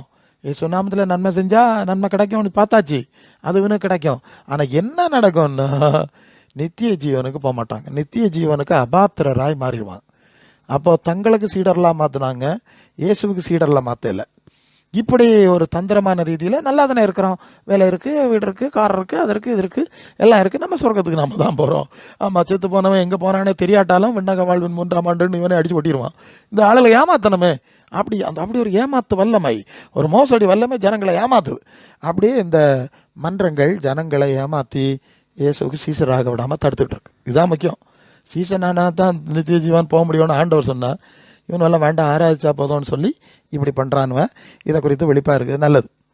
ஸோ அப்போது இயேசு இருக்கிற இடத்துக்கு போக முடியாதுங்கிறது இயேசுவின் போதனையில் கையில் இருக்க பைபிள் சுவிசேஷம் சொல்லுது. இவங்க பொய்யான வாக்குறுதிகளெல்லாம் கொடுத்துட்றாங்கல்ல, இல்லை போயிடலாம், தண்ணியில் மூழ்கினா போகிறோம், இல்லைன்னா தெளிச்சா போகிறோம், இது மாதிரி தண்ணீர் சடங்குகளா, இது மாதிரி நிறைய சடங்குகள்லாம் வச்சுருக்காங்க. இந்த மாதிரி சடங்குகள்லாம் நிறைவேற்றிட்டா நம்ம தான் சபை, அங்கே பார்த்தீங்களா சபை சபை சபை, கிறிஸ்துவன் சபை அப்படின்னு போலியான இயேசு ஆராதனை மன்றங்களை உலகம் முழுசும் அமைக்கிறாங்க. சரிதானே? இயேசுவின் வார்த்தைகளுக்கும் மாதிரிக்கும் சுவிசேஷத்துக்கும் சீடத்துவத்துக்கும் இவங்களுக்கு சம்மந்தம் கிடையாது. ஆனால் தண்ணீர் ஞான ஸ்நானம் ஒன்று இருக்கான், அது ஏதோ ஒன்று, ஏன்னா இயேசுநாதர் முங்கினார்ல, நம்மளை முங்கினா போயிடலாம். இது மாதிரி நிறைய வித்தைகளெல்லாம் செஞ்சு போலியான ஒரு சபையை அமைப்பை மன்றங்களை அமைச்சிருக்காங்க. இயேசுவின் சீசராக மாறல. அதான் சிந்திக்கிறோம். இயேசுவின் சீசத்துவத்தின் தன்மையில் இருந்துட்டாங்கன்னா பிரச்சனை இல்லை, அவங்கள விட்டுடுவோம், அவங்களுக்கு இந்த செய்தி வேணாம். இல்லாதவங்க, அந்த தெளிவில்லாதவங்களுக்கு தானே இந்த செய்தியை நம்ம கொடுத்துட்ருக்குறோம். நல்லது. நீங்கள் பிலிப்பியர் 3ஆம் அதிகாரம் 17 21 வரை பவுல் சொல்றார், சகோதரரே நீங்கள் என்னோட கூட பின்பற்றுகிறவர்களாகி நாங்கள் உங்களுக்கு வழிகாட்டி நடக்கிறவர்களை மாதிரியாக நோக்குங்கள். ஏனெனில் அநேகர் வேறு விதமாக நடக்கிறார்கள். அவர்கள் கிறிஸ்துவின் சிலுவைக்கு பகைஞர் என்று உங்களுக்கு அநேக தரம் சொன்னேன். இவ்வளவு கண்ணீரோடு சொல்லுகிறேன். அவருடைய முடிவு அழிவு, அவருடைய தேவன் வயிறு, அவருடைய மகிமை, அவருடைய லெச்சை, அவருடைய பூமிக்கு அடுத்தவர்களை சிந்திக்கிறார்கள். நம்முடைய குடியிருப்போ பரலோகத்தில் இருக்கிறது. அங்கே இருந்து கர்த்தராக இருக்கிற இயேசு கிறிஸ்து என்ற இரட்சகர் வர எதிர்பார்த்து காத்து கொண்டிருக்கிறோம். அவர் எல்லாவற்றையும் தமக்கு கீழ்ப்படுத்திக் கொள்ளத்தக்க தம்முடைய வல்லமையான செயலின்படி நம்முடைய அற்பமான சரீரத்தை தம்முடைய மகிமையான சரீரத்துக்குப்பாய் மறுரூபப்படுத்துவார். இங்கே சொல்கிறாரு, இது அவிசுவாசிகளை மற்றவங்களை இயேசுவை தெரியாதவங்களை பற்றி பேசலை, தெரிஞ்சவங்களை பற்றி பேசுது. நீங்கள் என்னோட கூட பின்பற்றுவர்களாகி நாங்களுக்கு வழிகாட்டுகிறபடி நடக்கிறவர்கள மாதிரியாக நோக்குங்க. நிறைய பேர் இயேசு சொல்கிறான், பைபிளை வச்சுருக்கான், சிலுவை வச்சுருக்கான், இயேசு இயேசுங்க சொல்கிறான், அவனெல்லாம் பின்பற்றாத அப்படின்னு ஒரு பிரிவாரை பிரித்து காட்டுகிறார். ஏன்னா நிறைய பேர் வேறு விதமாக நடக்கிறாங்க. அவன் இயேசு ஆராதிச்சுட்டு பரலோகத்துக்கு போவேன்னு சொல்லிட்டு அவன் வேறு விதமாக நடக்கிறான். கிறிஸ்துவின் சிலுவைக்கு பகைஞர், இயேசுவின் போதனையில் நடந்து அதனால் அவரை துன்பங்களை அவன் விரும்பலை. அப்புறம் அவர்கள் முடிவு அழிவு, அவனுக்கு நித்திய ஜீவனுக்கு நம்பிக்கை கிடையாது. தேவன் வயிறு, வைத்த பழைப்பு தான். அவருடைய மகிமை, அவருடைய லெச்சை. அவங்களுக்கு மகிமை என்னது? மலர் வளையம் இல்லையா, ரீத்து, அதில் தானே அவங்க மகிமை. அதான் லெச்சை, வெக்கமாக முடியும். பூமிக்கு அடுத்த எவ்வளோ சிந்திக்கிறாங்க, மண்ணில் முடிகிறாங்க. நம்முடைய குடியிருப்பு பரலோகத்தில் இருக்குப்பா, அங்கே இருந்தால் இயேசு வருவாருன்னு காத்திருக்கோம். அவர் நம்ம அவருடைய சரீரத்தை போல மாற்றுவார். ஏன்னா நம்ம இயேசுவின் சீஷத்துவத்தில் நடந்திருக்கிறோம், அவரோட சஞ்சரிச்சிருக்கிறோம் இல்லையா, அவருடைய வசனத்தில் அவருடைய ஆவியில் நடந்திருக்கிறோம். நாம் பரலோகத்துக்கு போகிறோம், அங்கே காத்திருக்கிறோம், பூமியை காத்திருக்கல. அப்போ இயேசுவை பயன்படுத்தி பூமிக்குரிய நன்மைகளை எல்லாம் அடைகிறவங்கள பார்த்துட்டு இருக்கோம்ல. இவங்க தங்களை ஏமாற்றிட்டு இருக்கிறாங்க. இவங்க பூமியில் அடைஞ்சிடலாம், ஆனால் இயேசுவின் சீஷத்துவத்தில் இல்லாதனால பரலோகத்துக்கும் போகிறதில்ல, இயேசுவின் சரீரத்துக்குப்பா மாற போகிறதில்லைங்கிறது தான் இங்கே கவனிக்க வேண்டிய மிக மிக முக்கிய காரியம். ஆமாம், இயேசுவின் எதிரிகள் தான், இது அந்த பட்டியலை சார்ந்தது தான். ஸோ ஆனாலும் இயேசுவின் சீடர்கள் அல்லாதவர்கள் யார் என்கிறத விளங்கிட்டு சீடத்துவத்தையும் படிக்கிறதுனால இந்த தலைப்பில் நாம் சிந்திக்கிறோம். 2 கொரிந்தியர் 11:12-15 வரை, மேலும் எங்களை விரோதிக்க சமயம் தேடுகிறவர்களுக்கு சமயம் கிடையாதபடி தங்களை குறித்து மேன்மை பாராட்டுகிற காரியத்தில் அவர்கள் எங்களைப் போல காணப்படும்படி நான் செய்வதே இன்னும் செய்வேன். என்ன சொல்கிறாருன்னா, நான் ஒரு வருடத்தில் கற்றதும் இல்லை பெற்றதும் இல்லை, கிறிஸ்து இயேசுவே எனக்கு அதை வெளிப்படுத்தினார் என்று சொல்லி பவுலடியார் இதுக்கு முன்பு சொன்ன வசனம் நம்ம இடத்துல இருக்கிறது. இயேசுவும் ராஜாக்களுக்கும் பிரஜாதியாருக்கும் இஸ்ரவேலர்களுக்கும் நான் என்னுடைய நாமத்தை அறிவிக்கும்படி நான் தெரிந்து கொண்ட பாத்திரம் அப்படின்னு சாட்சி கொடுத்த செய்தியும் அப்போஸ்தலர் அப்படிலாம் இருக்கு. அப்போ அவர் சொல்கிறாரு, நான் செய்கிறதாண்டா இன்னும் செய்வேன். நான் படித்தது உங்கள் பைபிள் காலேஜில் படித்தது கிடையாது, உங்கள் தலைவன்மார்கிட்ட படித்தது கிடையாது, உங்கள் ஸ்தாபன உபதேசங்கள் நான் படிக்கலை. நான் இயேசுனார்கிட்ட நேரடியாக படித்தேன்டா. நான் அதை தான் பேசுவேன், அதை தான் செய்வேன். என்னை விரோதிக்கிற ஒரு கூட்டம் இருக்குது. யார்? இயேசுனார்கிட்ட படித்தார்ல, அந்த பவுலை விரோதிக்கிற ஒரு கூட்டம் அவருக்கு எதிராக அன்னைக்கு இருந்திருக்கிறது என்பதை நாம் அங்கே அறிந்து கொள்கிறோம். இந்த அவருடைய ஸ்டேட்மெண்ட்லேருந்து அறிகிறோம். அதாவது அவருக்கு விரோதமாக நிறைய பேர் இருந்திருக்கிறாங்க, அநேகர் வேறு விதமாக நடக்கிறார்கள் அப்படின்னு சொன்னதுனால அநேகர் இருந்திருக்கிறார்கள் என்கிறதையும் அந்த இடத்துல நாம் புரிஞ்சு கொள்கிறோம். அப்படி இருக்க நிலையில் தான் அவர் சொல்கிறாரு, நான் என்ன அசைய மாட்டேன். நீங்கள் எல்லாரும் எனக்கு எதிராக கும்பலாக வந்தாலும் நான் என்ன செய்ய மாட்டேன், நான் அசைய மாட்டேன். ஏன்னா நான் படித்தது உங்கள் தான், அது உருக்காட்டு பாஷையில் சொல்லுவாங்கள்ல, நான் படித்தது என்ன உங்கள் பள்ளியிலையா படித்தேன் அப்படின்னு சிலர் கிண்டலாக சொல்கிற மாதிரி, நான் உங்கள் பள்ளியில் ஒன்றும் படிக்கலை, அதனால் ஆண்டவர்கிட்ட படித்தேன், அந்த தைரியம் எனக்கு இருக்குது, அந்த நிச்சயம் எனக்கு இருக்குது. அதனால் நீங்கள் காட்டுற வித்தைகள், இந்த நீங்கள்லாம் பிரம்மாண்டமாக கலைஞ்சு வந்தாலும் நான் ஒன்றும் பயப்பட போகிறது கிடையாது, சரியா? அது கலாத்தியர் 1ஆம் அதிகாரத்தில் அது 12வது வசனம் தானே. நான் அதை அதாவது அந்த சுவிசேஷத்தை பற்றி சொல்கிறார். 1 கலாத்தியர் 1ஆம் அதிகாரம் 11-12. மேலும் சகோதரரே, என்னால் பிரசங்கிக்கப்பட்ட சுவிசேஷம் மனுஷனுடைய யோசனையின்படி ஆனதல்லவென்று உங்களுக்கு தெரிவிக்கிறேன். நான் அதை ஒரு மனுஷனால் பெற்றதும் இல்லை, மனுஷனால் கற்றதும் இல்லை, இயேசு கிறிஸ்துவை அதை எனக்கு வெளிப்படுத்தினார். பாருங்கள் எவ்வளோ பெரிய அஷூரன்ஸ். நான் பைபிள் காலேஜில் போய் சுற்ற இல்லைடா, உங்களை மாதிரி ஸ்தாபனவாதிகள்கிட்ட ஒன்றும் படிக்கல, ஆண்டவர் எனக்கு வெளிப்படுத்தினார்னு சொல்லக்கூடிய ஒரு உறுதியான நிச்சயத்தை பவுல் கொண்டிருந்தபடினால்தான் சொல்கிறார், எனக்கு எதிராக நீங்கள் எத்தனை ரீதியில் கொந்தளித்தாலும் சரி நான் அதுக்கு பயப்பட போகிறது கிடையாது. ஏன்னா என்ன அழைத்தவர் ஆண்டவர், நான் அவர்கிட்ட படித்தேன், நான் அவரை தரிசிச்சிருக்கேன், பின்ன நீங்கள் யாருடா அப்படின்னு உரிமையாக பேசுகிறார். ஆனாலும் பிரம்மாண்ட கூட்டம், உலகம் முழுவதும் இயேசு ஆராதனை மன்றங்கள்லாம் இன்னைக்கு இருக்கிற மாதிரி அன்னைக்கும் பவுலுக்கு விரோதமாக நிறைய இருந்திருக்காங்க. அவர் சொல்கிறாரு, நான் இதுதான் செய்வேன், அசைய மாட்டேன்னு சொல்லிட்டு இப்படி எனக்கு எதிராக கூட்டம் கூடுற விரோதிக்கிற ஆளுகள் யார் தெரியுமாடா? அப்படிப்பட்டவர்கள் கள்ள அப்போஸ்தலர்கள், கபட உள்ள வேலையாட்கள், கிறிஸ்துவனுடைய அப்போஸ்தலன் வேஷத்தை தரித்து கொண்டிருக்கிறார்கள். அது ஆச்சரியம் அல்ல. சாத்தானும் ஒளியந்தவனுடைய வேஷத்தை தரித்து கொள்வானே, ஆகையால் அவனுடைய ஊழியக்காரரும் நீதியின் ஊழியக்காரருடைய வேஷத்தை தரித்து கொண்டால் அது ஆச்சரியம் அல்ல, அவர்கள் முடிவு அவர்களுக்கு கிரியைக்கு தக்கதாக இருக்கும் அப்படின்னு கொண்டு முடிக்கிறார். இங்கே இப்படி விரோதிக்கிறவர்கள் எல்லாரும் கள்ள அப்போஸ்தலர்கள். இயேசுவனுடைய அப்போஸ்தலனுடைய வேஷத்தை போட்டிருக்கானுவன், அவ்வளவுதான். அல்லாமல் இவனும் இயேசுநாதரோட இருந்ததும் கிடையாது, இயேசுநாதர்கிட்ட படித்ததும் கிடையாது, இயேசுநாதருடைய சீசத்துவம் இவன்கிட்ட கிடையாது. இவனெல்லாம் கள்ள அப்போஸ்தலன் மாதிரி அப்போஸ்தலன்னு சொல்லிக்கிறான். பிசாசு அனுப்பியிருக்கிறான் அவனோட, சாத்தானுடைய வேலை செய்கிறானுவன், சுவிசேஷத்தை அழிக்கிறானுவன் அப்படிங்கிறார். ஓகே, புரியுதா? அப்போ இயேசுவின் சீசத்துவத்துக்கு வெளியே பெருங்கூட்டம் கள்ள சீசர்களாய், இல்லையா, கள்ள சீசர்களாய், கள்ள அப்போஸ்தலனாய் பிரம்மாண்டமாக அது கொந்தளிச்சு அலை அடிச்சுட்டு இருக்கு. அதுக்கு மத்தியில் தான் இயேசுவின் மெய்யான சீடர்கள் சிலர் தான் இருப்பாங்க. ஸோ இந்த மாதிரி எல்லாம் இருக்கிறவங்க யாரும் இயேசுக்கு சீடத்துவ பணி செய்ய முடியாது. இயேசுக்கு சீடத்துவ பணி செய்யணும்னா இயேசுக்கு சீடத்துவ பணி செய்கிறது அப்படிங்கிறது தான் நாம் இப்போ சிந்திக்கிறோம்.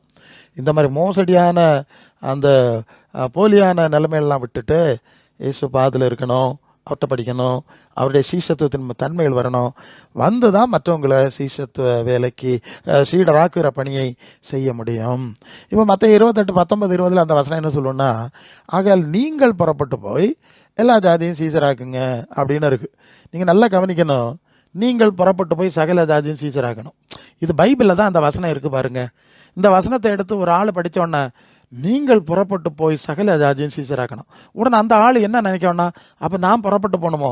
உடனே அவர் பைபிள் எடுக்காரு, ஒரு பேக் எடுக்காரு, அவர் புறப்பட்டு போகிறது அவருக்கு தோணுது மாதிரி கொஞ்சம் பேர் அவருக்கு சீசராக்கி ஒரு மன்றம் ஆரம்பிச்சிடணும். அப்போ அந்த பைபிளை வாசிக்க எல்லாருமே புறப்பட்டு போனோம், இல்லையா? எல்லாரும் பார்த்தா அது பேசால நீங்கள் நீங்கள் நீங்கள் எல்லாருமே புறப்பட்டு போனோம், எல்லாருமே இப்படி மன்றங்கள் அமைக்கணும். அப்படியா? அதுக்கு அர்த்தம் நீங்கள் புறப்பட்டு போயின்னு யார் யாரை பார்த்து சொன்னார்? இயேசு தன்னை சுற்றி நிற்கிற 12, 11 ஒருத்தன் போயிட்டான். இந்த 11 சீசரில் பார்த்து இல்லையா பேசார், நீங்கள் போங்கன்னு அவர்களை மட்டும் இல்லையா குறிப்பிட்டு சொன்னார்?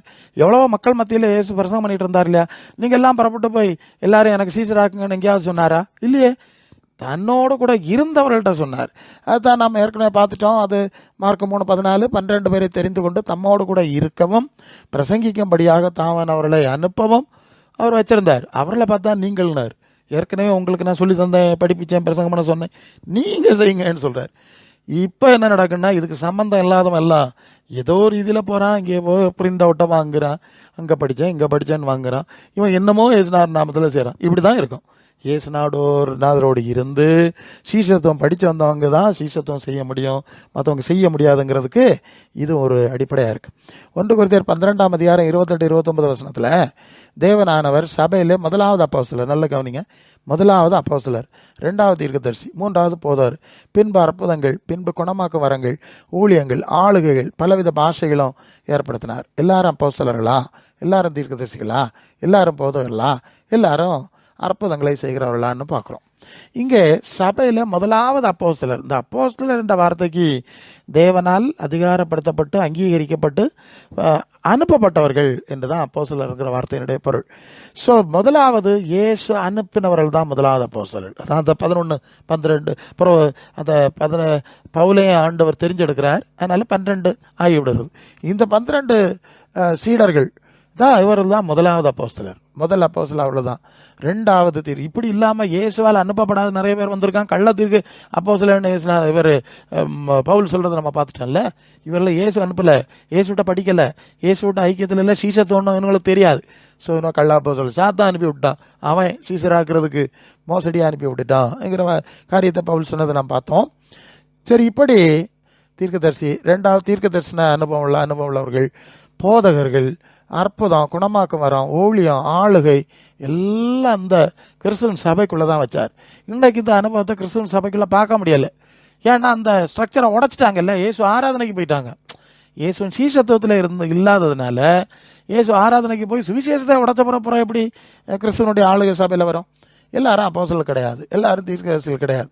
ஸோ அந்த ஆண்டவர் சீஷர்களை அனுப்பும்போது அந்த சீஷத்துவ ஊழியத்தில் சிலருக்கு சில தகுதிகளை கொடுக்குறாரு. இந்த தகுதி எல்லாரும் சீஷர்கள் தான், ஓவரால் எல்லாரும் டிசைபிள்ஸ் தான், சீஷர்கள் தான். ஆனால் சில ஸ்பெஷல் தகுதிகள், ஸ்பெஷலான சில அவர் தகுதிகளை அல்லது அதிகாரங்களை அவர் கொடுக்கறதை நாம் பார்க்குறோம். அப்போ இயேசு நாமத்தை பயன்படுத்துகிறவர்கள் எல்லாரும் கிறிஸ்துவின் சபையை ஸ்தாபிக்கக்கூடிய அப்போஸ்தலர் அல்ல என்பது தெளிவு. ஏன்னா சபையில் முதலாவது அப்போஸ்தலர் கொண்டு தான் சபை, அடுத்தது. அப்போது எல்லாரும் இயேசுவின் நாமத்தை பல ரீதியில் பயன்படுத்துகிறவங்க இருக்காங்க. இவங்க எல்லாரும் கிறிஸ்துவின் சபையை ஸ்தாபிக்க முடியாது. அவள் இயேசுவால் அனுப்பப்பட்ட அப்போஸ்தலர் கிடையாது. காரணம், அவள் இயேசுவோடு இருக்கலை, சீஷராகவில்லை என்கிறத நமக்கு தெரிஞ்சுக்கிட்டோம். இயேசுவோடு அவளுக்கு ஐக்கியம் இல்லைங்கிறத தெரிஞ்சிட்டோம். இயேசு கட்டளை இட்டவர்களை குறித்த எந்த அறிவும் அவர்களுக்கு கிடையாது. இவங்களுக்கு தெரிஞ்சது இவங்களுடைய தலைவன்மார் படிப்பிச்சது தெரியும், பைபிள் காலேஜில் படிப்பிச்சு கொடுத்த கதைகள் தெரியும், அதை தானே படிச்சுட்டு வந்தானுவேன். இயேசுநாதர்கிட்ட நான் உங்களுக்கு கட்டளை இட்டவைகளை கை கொள்ளும்படி உபதேசம் பண்ணுங்கன்னு சொன்னால் அவருடைய பாதத்தில் இருந்து படிச்சிருக்கணும் கேட்டிருக்கணும், அல்லது நம்ம கையில் பைபிள் இருக்கு, அவர் என்ன சொல்லியிருக்கார் அதை இவங்க நேரடியாக வாசித்து மெடிடேட் பண்ணியிருக்கணும். அதை ஒன்றும் செய்யலை. இவர்களுக்கு தெரிஞ்சதெல்லாம் இயேசுவை இரவு பகல ஆராதிக்கணும், பாடி ஆராதிக்கணும், பாடாமல் ஆராதிக்கணும், உறங்கி ஆராதிக்கணும், உறங்காமல் ஆராதிக்கணும், இல்லையா? இந்த ஒரு கள்ள வித்தியம் தான் இவங்களுக்கு தெரியுமே தவிர வேற ஒன்றுமே இவங்களுக்கு தெரியாது. அதனால இவர்கள் இயேசுவின் சீசருக்கு ஆகலை, மற்றவர்களை இயேசுவின் சீசராக்கும் இவர்களுக்கு தகுதி அவர்களுக்கு கிடையாது. இயேசுக்கு சீசராகிறதுக்கு முன்னால் ப்ரிலிமினரி என்னெல்லாம் புரியணுங்கிறது தான் அடிஸ்தானம் பார்க்குறோம். இவர்கள் கிறிஸ்துவோட ஐக்கியத்தில் கிடையாது, இந்த கிறிஸ்துவுக்கு விரோதமான உலகத்தோடு தான் ஐக்கியத்தில் இருக்கிறாங்க. அதான உண்மை. இயேசுவோட தான், இயேசுவும் நான் உலகத்தான் அல்லாது போல இவர்களும் உலகத்தார் அல்ல அப்படின்னு யோவான் 17, 14, 16 வசனங்களில் சீடர்களை பற்றி இயேசு சொல்கிறார். இவனும் எங்கே கிடக்கான்னா பூமியின் உயர்ந்த ஸ்தானத்துக்கு ஏறதுக்கு ஓடி நடக்கான், இயேசு ஆராய்ச்சிட்டு உலகத்தில் ஐக்கியத்தில் கிடக்கிறான். ஸோ இவர்கள் இயேசுவின் சீடர்களாக முடியாது என்பதை இந்த பகுதியிலிருந்து நாம் புரிந்து கொள்ள முடியும். சரி, நாம் தெளிவாக புரிந்து கொள்வது நல்லது.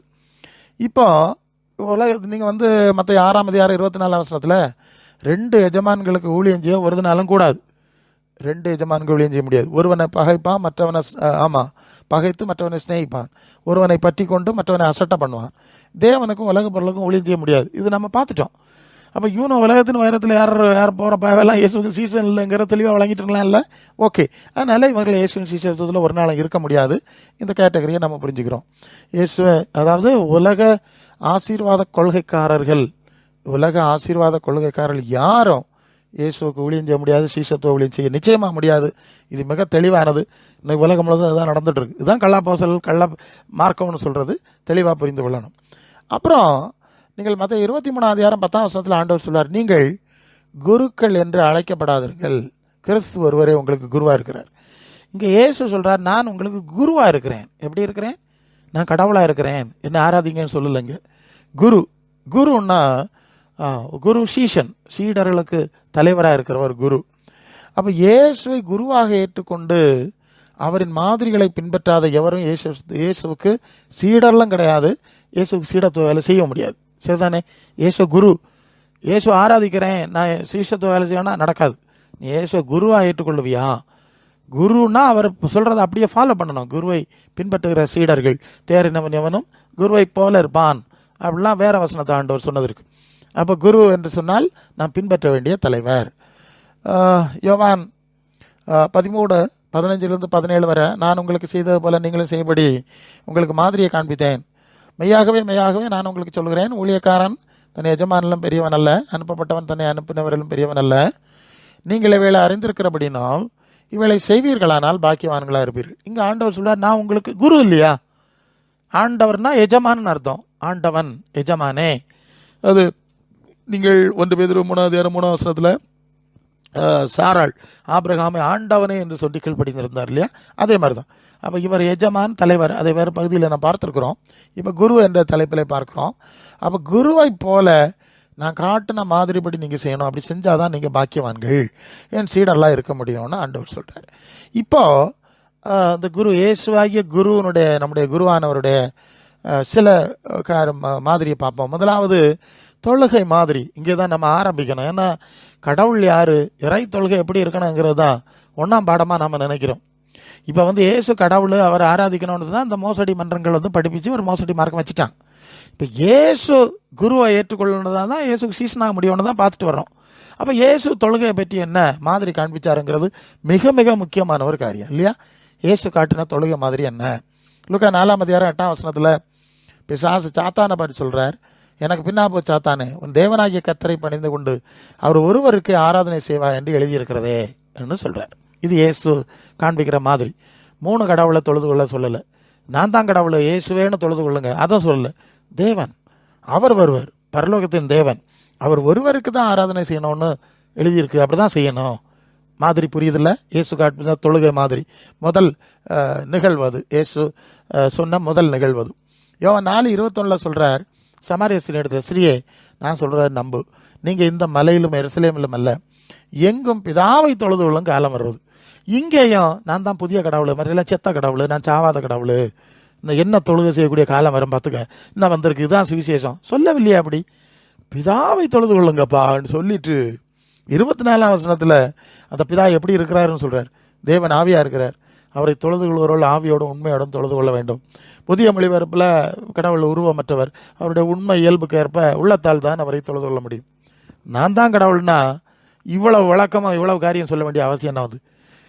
இந்த எவ்வளவு சாத்தாங்கூட்டம்னு பாருங்களேன். இந்த இயேசு ஆராதனை மன்றங்கள் எவ்வளவு பெரிய சாத்தாங்கூட்டம், எவ்வளவு இயேசுவுக்கு எதிரான கள்ளக்கூட்டம் என்கிறத புரிஞ்சுக்கிறதுக்கு இது போதுமானது. இயேசுக்கு உங்களுக்கு சம்மந்தம் இல்லை, சீஷத்துவத்தில் இல்லை, போதும்னு நினைக்கிறேன். நாம் நிறைய பார்த்துருக்கோம்.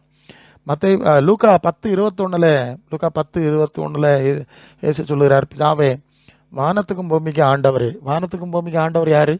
ஆண்டவர்னா எஜமான். வானத்துக்கும் பூமிக்கு தலைவர் யாரு? நான் சொல்லலைங்க, அவர் பிதாவேன்னு சொல்றார். இவைகளை நீர் ஞானிகளுக்கும் கல்விமான்களுக்கும் மறைத்து பாலகருக்கு வெளிப்படுத்தினபடினால் உம்மை ஸ்தோத்திரிக்கிறேன். நாம் பிதாவே, இப்படி செய்வது உம்முடைய திருவிழாத்துக்கு பிரியமா இருந்தது. பெரிய படிப்பாளி வரிய கணக்கா என்னெல்லாமோ படிச்சிருக்கானோலாம், ஒரு அவளுக்கும் புரியல. இயேசுநாதர் நேரடியாக சொன்னது சிம்பிளா இருக்கு.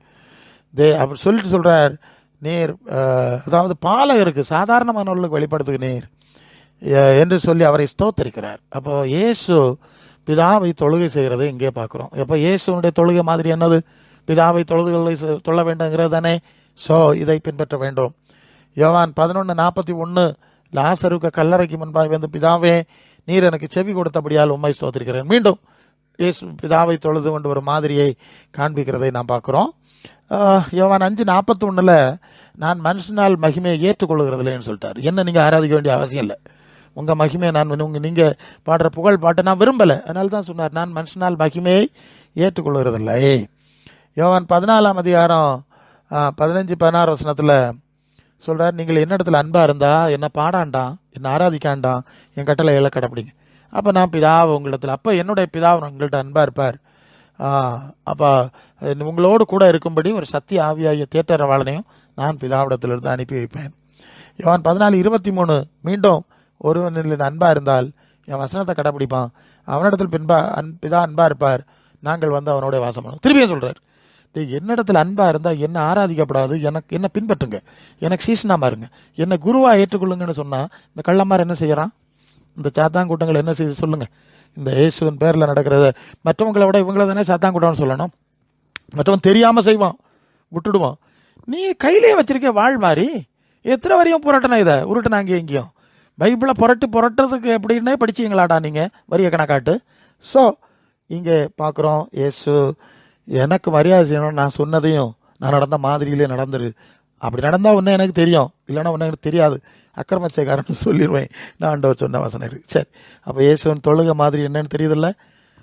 இயேசுவன் சீசனாக மாறோன்னா முதலாவது இங்கே வா, இல்லைன்னா அந்த கள்ளமாரு கூட போ, அவ்வளோதான். கள்ளா போசல மாறா உனக்கு கூட்டணி நிறைய கிடைக்கும், உலகம் முழுதும் கடலில் மீன் கிடக்குற மாதிரி இல்லையா? இந்த பெருங்கடலில் இவ்வளோ மீன் கிடக்கு, இது மாதிரி நிறைய கிடைக்கும், போய்கிட்டே இரு, பரலோகத்துக்கு வந்து சேர முடியாது. இயேசு அவர் சொல்லிட்டார்ல, வழி இடுக்கமும் வழி நெருக்கமாக இருக்கிறது. எப்படி இருக்கான்? கண்டுபிடிக்கிறவர் சிலர். அதனால இந்த பெருங்கூட்டத்தை கண்டோன்னா அவர் பயப்பட போகிறது கிடையாது. சீசனாக இருப்போம்னா இயேசுடைய சீசனாகி சீசத்துவத்துட்டு வேலை செய்ய பாருங்க. ரெண்டாவது இயேசுவன் பிரசங்க மாதிரி. இயேசு என்ன பிரசங்கம் பண்ணுற மாதிரி, தொழுகை மாதிரி பார்த்தோம், அதானே முக்கியம். இப்போ பிரசங்க மாதிரியான நம்மெல்லாம் பிரசங்கி மாதிரி ஆகணும், நம்மளாம் சீஷத்துவ வேலை செய்யணும். அதான் இயேசு சீடர்களை பிரசங்கம் பண்ண ஏற்படுத்தினார்னா, அப்போ இயேசு என்ன பிரசங்கம் பண்ணார் நமக்கு தெரியணும்ல, தெரிஞ்சாதனே அதை நாம செய்ய முடியும். மத்தேயு 4:17 அது முதல் இயேசு மனம் திரும்புங்கள், பரலோக ராஜ்யம் சமீபத்தில் இருக்கிறது என்று பிரசங்கம் பண்ண தொடங்கினார். இதான் இயேசுக்கு முதல் பிரசங்கம். இயேசு சோமளிக்கிறாரு, அற்புதம் செய்கிறாரு, ஆசீர்வதிக்கிறாரு, உயர்த்துகிறாரு, இப்படியா இயேசுனார் பிரசங்கம் பண்ணாரு. மேலே ஒரு உலகம் இருக்குது. பரம்னா மேலே, ஹெவன்லி, மேலே ஒரு உலகம் இருக்குது. அந்த உலகத்துக்கு நேரம் மனசை திருப்புங்க. இந்த பூமி நேரம் உலகத்து மனசை திருப்பாதுங்க. இவன் சொல்கிறான் பூமியின் உயர்ந்த ஸ்தானம், அவர் சொல்கிறார் உன்னதங்களில் பரலோகத்தின் உயர்ந்த ஸ்தானம்னு சொல்கிறார்.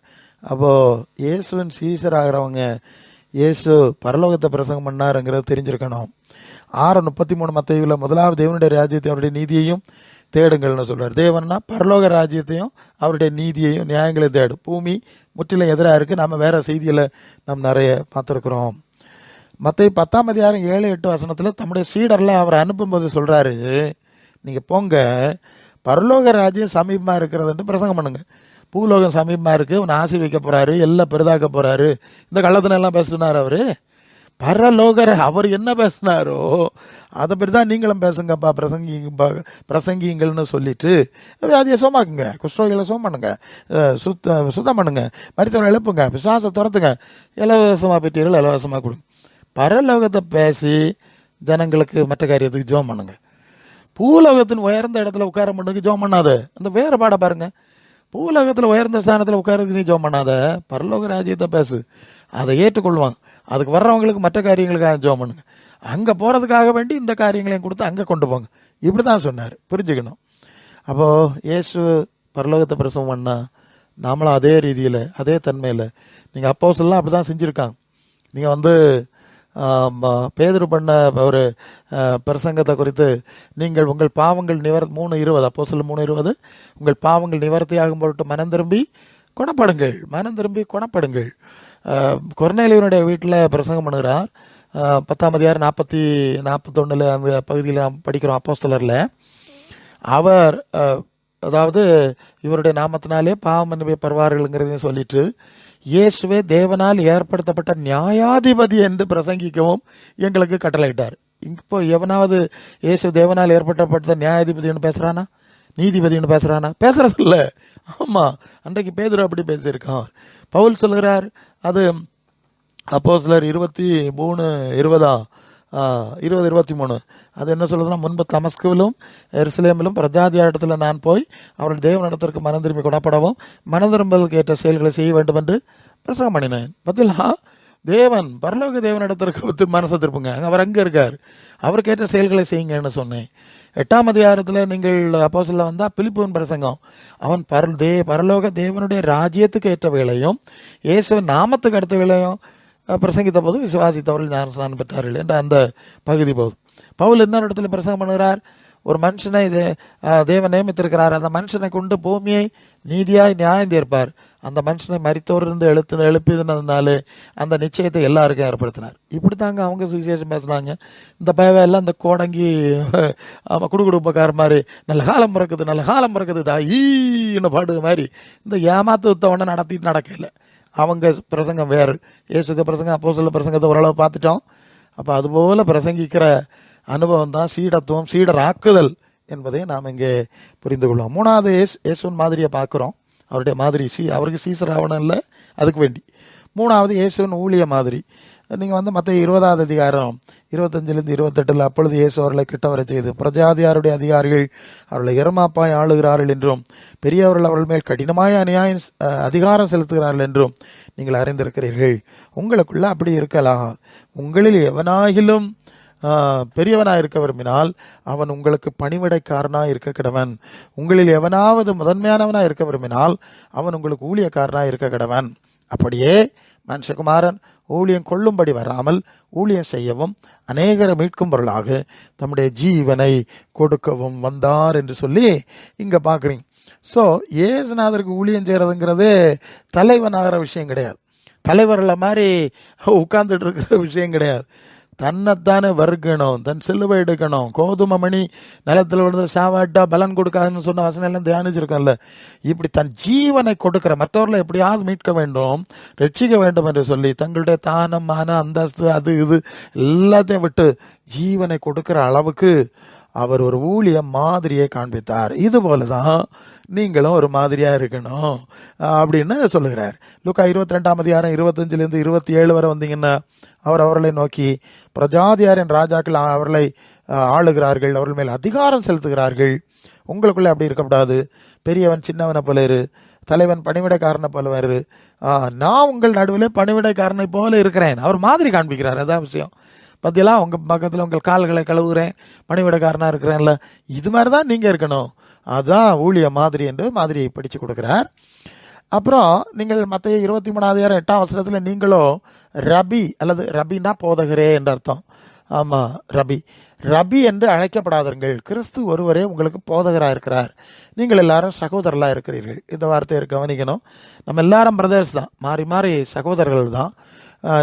நான் தான் உங்களுக்கு போதகர்னு சொல்கிறார். ஆனால் எபேசியர் 4:13 சிலரை அப்போஸ்தலராய், சிலரை தீர்க்கதரிசிகளாய், சிலரை சுவிசேஷகராய், சிலரை மேய்ப்பராய், போதகராய் ஏற்படுத்தினார் என்று சொல்லி நான் வாசிக்கிறோம். இங்கே இயேசு சொல்கிறார், நான் மட்டும்தான் போதகர்.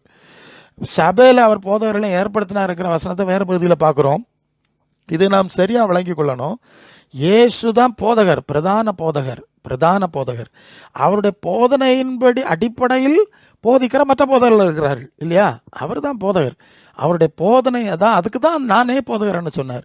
ஏன் போதனையை தவிர வேற ஒரு போதனை நீங்கள் பேசப்படாது, நீங்கள் போதனை செய்ய முடியாது. இயேசுவின் போதனைப்படி நடக்கிற சகோதர ஊழியர்களாக இருக்கணும். நீங்கள் புதிய போதனைகள் கொண்டு வரக்கூடாது. அதுக்கு வேண்டி தான் நானே போதகர்னு சொன்னார். நான் சொன்னது நீங்கள் போதிக்கிற போதகர்களாக இருக்கலாம், நீங்கள் பிரசங்கம் செய்யலாம் என்று சொல்கிற காரியத்தை தெளிவாக புரிஞ்சுக்கணும். எபேசியர் 4:14-15 நாம் இனி குழந்தைகளாயிராமல் மனுஷருடைய சூது வஞ்சிக்கிறதுக்கு எதுவான தந்திரம் உள்ள போதகமாகிய பலவிதமான காற்றினாலே அலைகளைப் போல அடிபட்டு அலையாம அன்புடனே சத்தியத்தை கை கொண்டு தலையாய கிறிஸ்துவுக்குள் எல்லாவற்றிலே நாம் வளருகிறவர்களாக இருக்கும்படி அப்படி செய்தார். இந்த போதகர்கள் அப்போஸ்தலர்கள்லாம் ஏன் வச்சார்னா, இயேசுவின் போதனைகளை தான் அவங்க போதிக்கணும், அதுக்கு அவர் வச்சார். ஒவ்வொருத்தன் ஒவ்வொரு போதனை சொல்லக்கூடாது. ஆமாம், பலவித வஞ்சிக்கிற தந்திரமான இப்போ அதான் நடந்துட்டு இருக்கு. ஒரு வேளை இயேசுவின் போதனை பேச மாட்டான், அப்போ சொல்கிற மாதிரி பேச மாட்டான், பைபிளை எடுத்து வச்சுட்டு வேற எங்கேயாவது புராணங்கள் பேசிக்கிட்டு இருப்பான், கட்டுக்கதை பேசுகிறான்ல, அப்படியெல்லாம் தந்திரமான பேச்சு. அது சூது, தந்திரம், வஞ்சிக்கிற ஏமாத்து போதனை எல்லாம் இருக்குது. அதில் போய் சிக்காதுங்க. சத்தியத்தை கை கொள்றதுக்கு இயேசுவின் போதனை தான் சத்தியம். ஏன்னா சத்தியத்தேர்கள் சத்தியம் உங்களை விடுதலையாக்கும்னு சொல்லிட்டார். நான் சொல்றதே சத்தியம், என் வசனமே சத்தியம்னு அவர் தான் சொன்னார். அதை நாங்கள் பிரசங்கம் பண்ணுற பிரசங்கமாராக இருக்கலாம், அந்த பெரிய போதகருக்கு கீழான துணை போதகர்களாக நாங்கள் இருக்கலாம். ஓகே, அவர் தான் பிரதான போதகர். அந்த போதனை அடிப்படையில் மற்ற போதகங்கள் அமைந்திருக்க வேண்டும் என்பதை இதன் மூலமாக நாம் புரிந்து கொள்கிறோம். இந்த மாதிரியான சீடத்துவ அனுபவம் உள்ளவர்கள் மட்டும்தான் மற்றவர்களும் இயேசுவுக்கு சீசன் ஆக முடியும். இல்லைன்னா இவனுக்கு தனக்கு சீசன் ஆக்கிடுவான். இவன்கிட்ட இருக்க கள்ளக்கதைகள் எல்லாம் போட்டு, ஆமாம், குருடர்களுக்கு வழிகாட்டுகிற குருடர்கள் சொன்ன மாதிரி, ஒருவனை உங்கள் மார்க்கத்தை நாக்கும்படி சமுத்திரத்தையும் எல்லாம் பூமியின் கடையாந்திர வரை சுற்றி நடக்கிறீங்க. ஆமாம், உங்கள் மார்க்கத்தான் உங்களுக்கு சீசனான பிறகு ரெட்டிப்பாய் நரகத்தின் மக்களாக்குறீங்கன்னு ஆண்டவர் சொன்ன எச்சரிப்பு செய்தி உண்டு. அப்படி தான் இருக்க முடியுமே தவிர, இந்த மாதிரி அப்போஸ்தல இயேசுவின் அனுபவம் இல்லாத இருக்கிறவங்க மட்டும்தான் இயேசுக்கு சீசராக முடியும், மற்றவர்களை சீசராக்க முடியும். இயேசுவின் போதனைகள் இப்போ எல்லார் கையிலும் கொடுக்கப்பட்டிருக்கு. அந்த போதனைகள் அடிப்படையில் தான் சீடத்துவ வாழ்வு அமையணும். ஒருவேளை நமக்கு போதிக்கிறதுக்கு போதக மாதிரிலாம் இப்போ தேவையில்லை, உங்கள் கையில் தான் எழுதி கொடுத்தாச்சுல்ல. அது ஓசியா 8:12 சொன்ன மாதிரி, என்னுடைய வேதத்தின் மகத்துவங்களை நான் எழுதி கொடுத்தேன், அதெல்லாம் அந்நிய காரியமாக தூர போட்டுட்டு இந்த கள்ளமாருக்கு பின்னால் போகிறான்னு, கவர்ச்சி பிரசங்கிமாருக்கு பின்னால் போகிறாங்க, இச்சை கேட்ட போதரில் தெல்லாம் சேர்த்துக்கிட்டு ஓட்டுறாங்கல்ல, அப்படி ஓடப்படாதுன்னு சொல்கிறார்.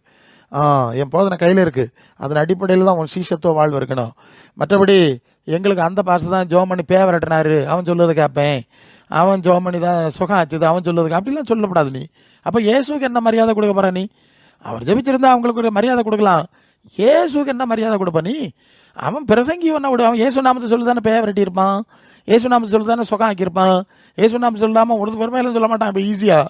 எனிவே, ஆக இந்த கையில் இருக்கிற இயேசுவின் வார்த்தைகளின்படி நாம் நடக்கணும். அந்த பிரசங்கி தீர்க்கதரிசனம் சொன்னால் அவன் பின்னால் போகிறேன், இப்படியெல்லாம் போகக்கூடாது. இயேசுவையும் அவரது போதனை மாதிரிகளையும் புறக்கணித்து விட்டு இயேசு நாம மன்றங்களில் இயேசு ஆராதனை செய்து கொண்டிருந்தா, எகைன் சொல்கிறேன், மத்திய 7:21-23, என் பரலோக பிதா சித்தம் செய்யலை, என்னை கர்த்தாவை ஆராதிச்சிங்க, என் நாமத்தை பயன்படுத்தி அற்புதங்களை செஞ்சு அடைஞ்சிருந்தீங்க, உங்களை எனக்கு தெரியாது அக்கிரம செய்யக்காரரே என்று நான் சொல்லுவேன்னு சொன்னதுனால இந்த கண்ணியில் சிக்காம, முதலாவது நாம் இயேசுக்கு சரியான சீஷர்களாக மாறும்படி நாம் அவர் பாதத்தில் அமர்ந்திருக்கணும், அவர் வசனங்கள் மாதிரி எல்லாம் பார்க்கணும், சீஷராகணும்.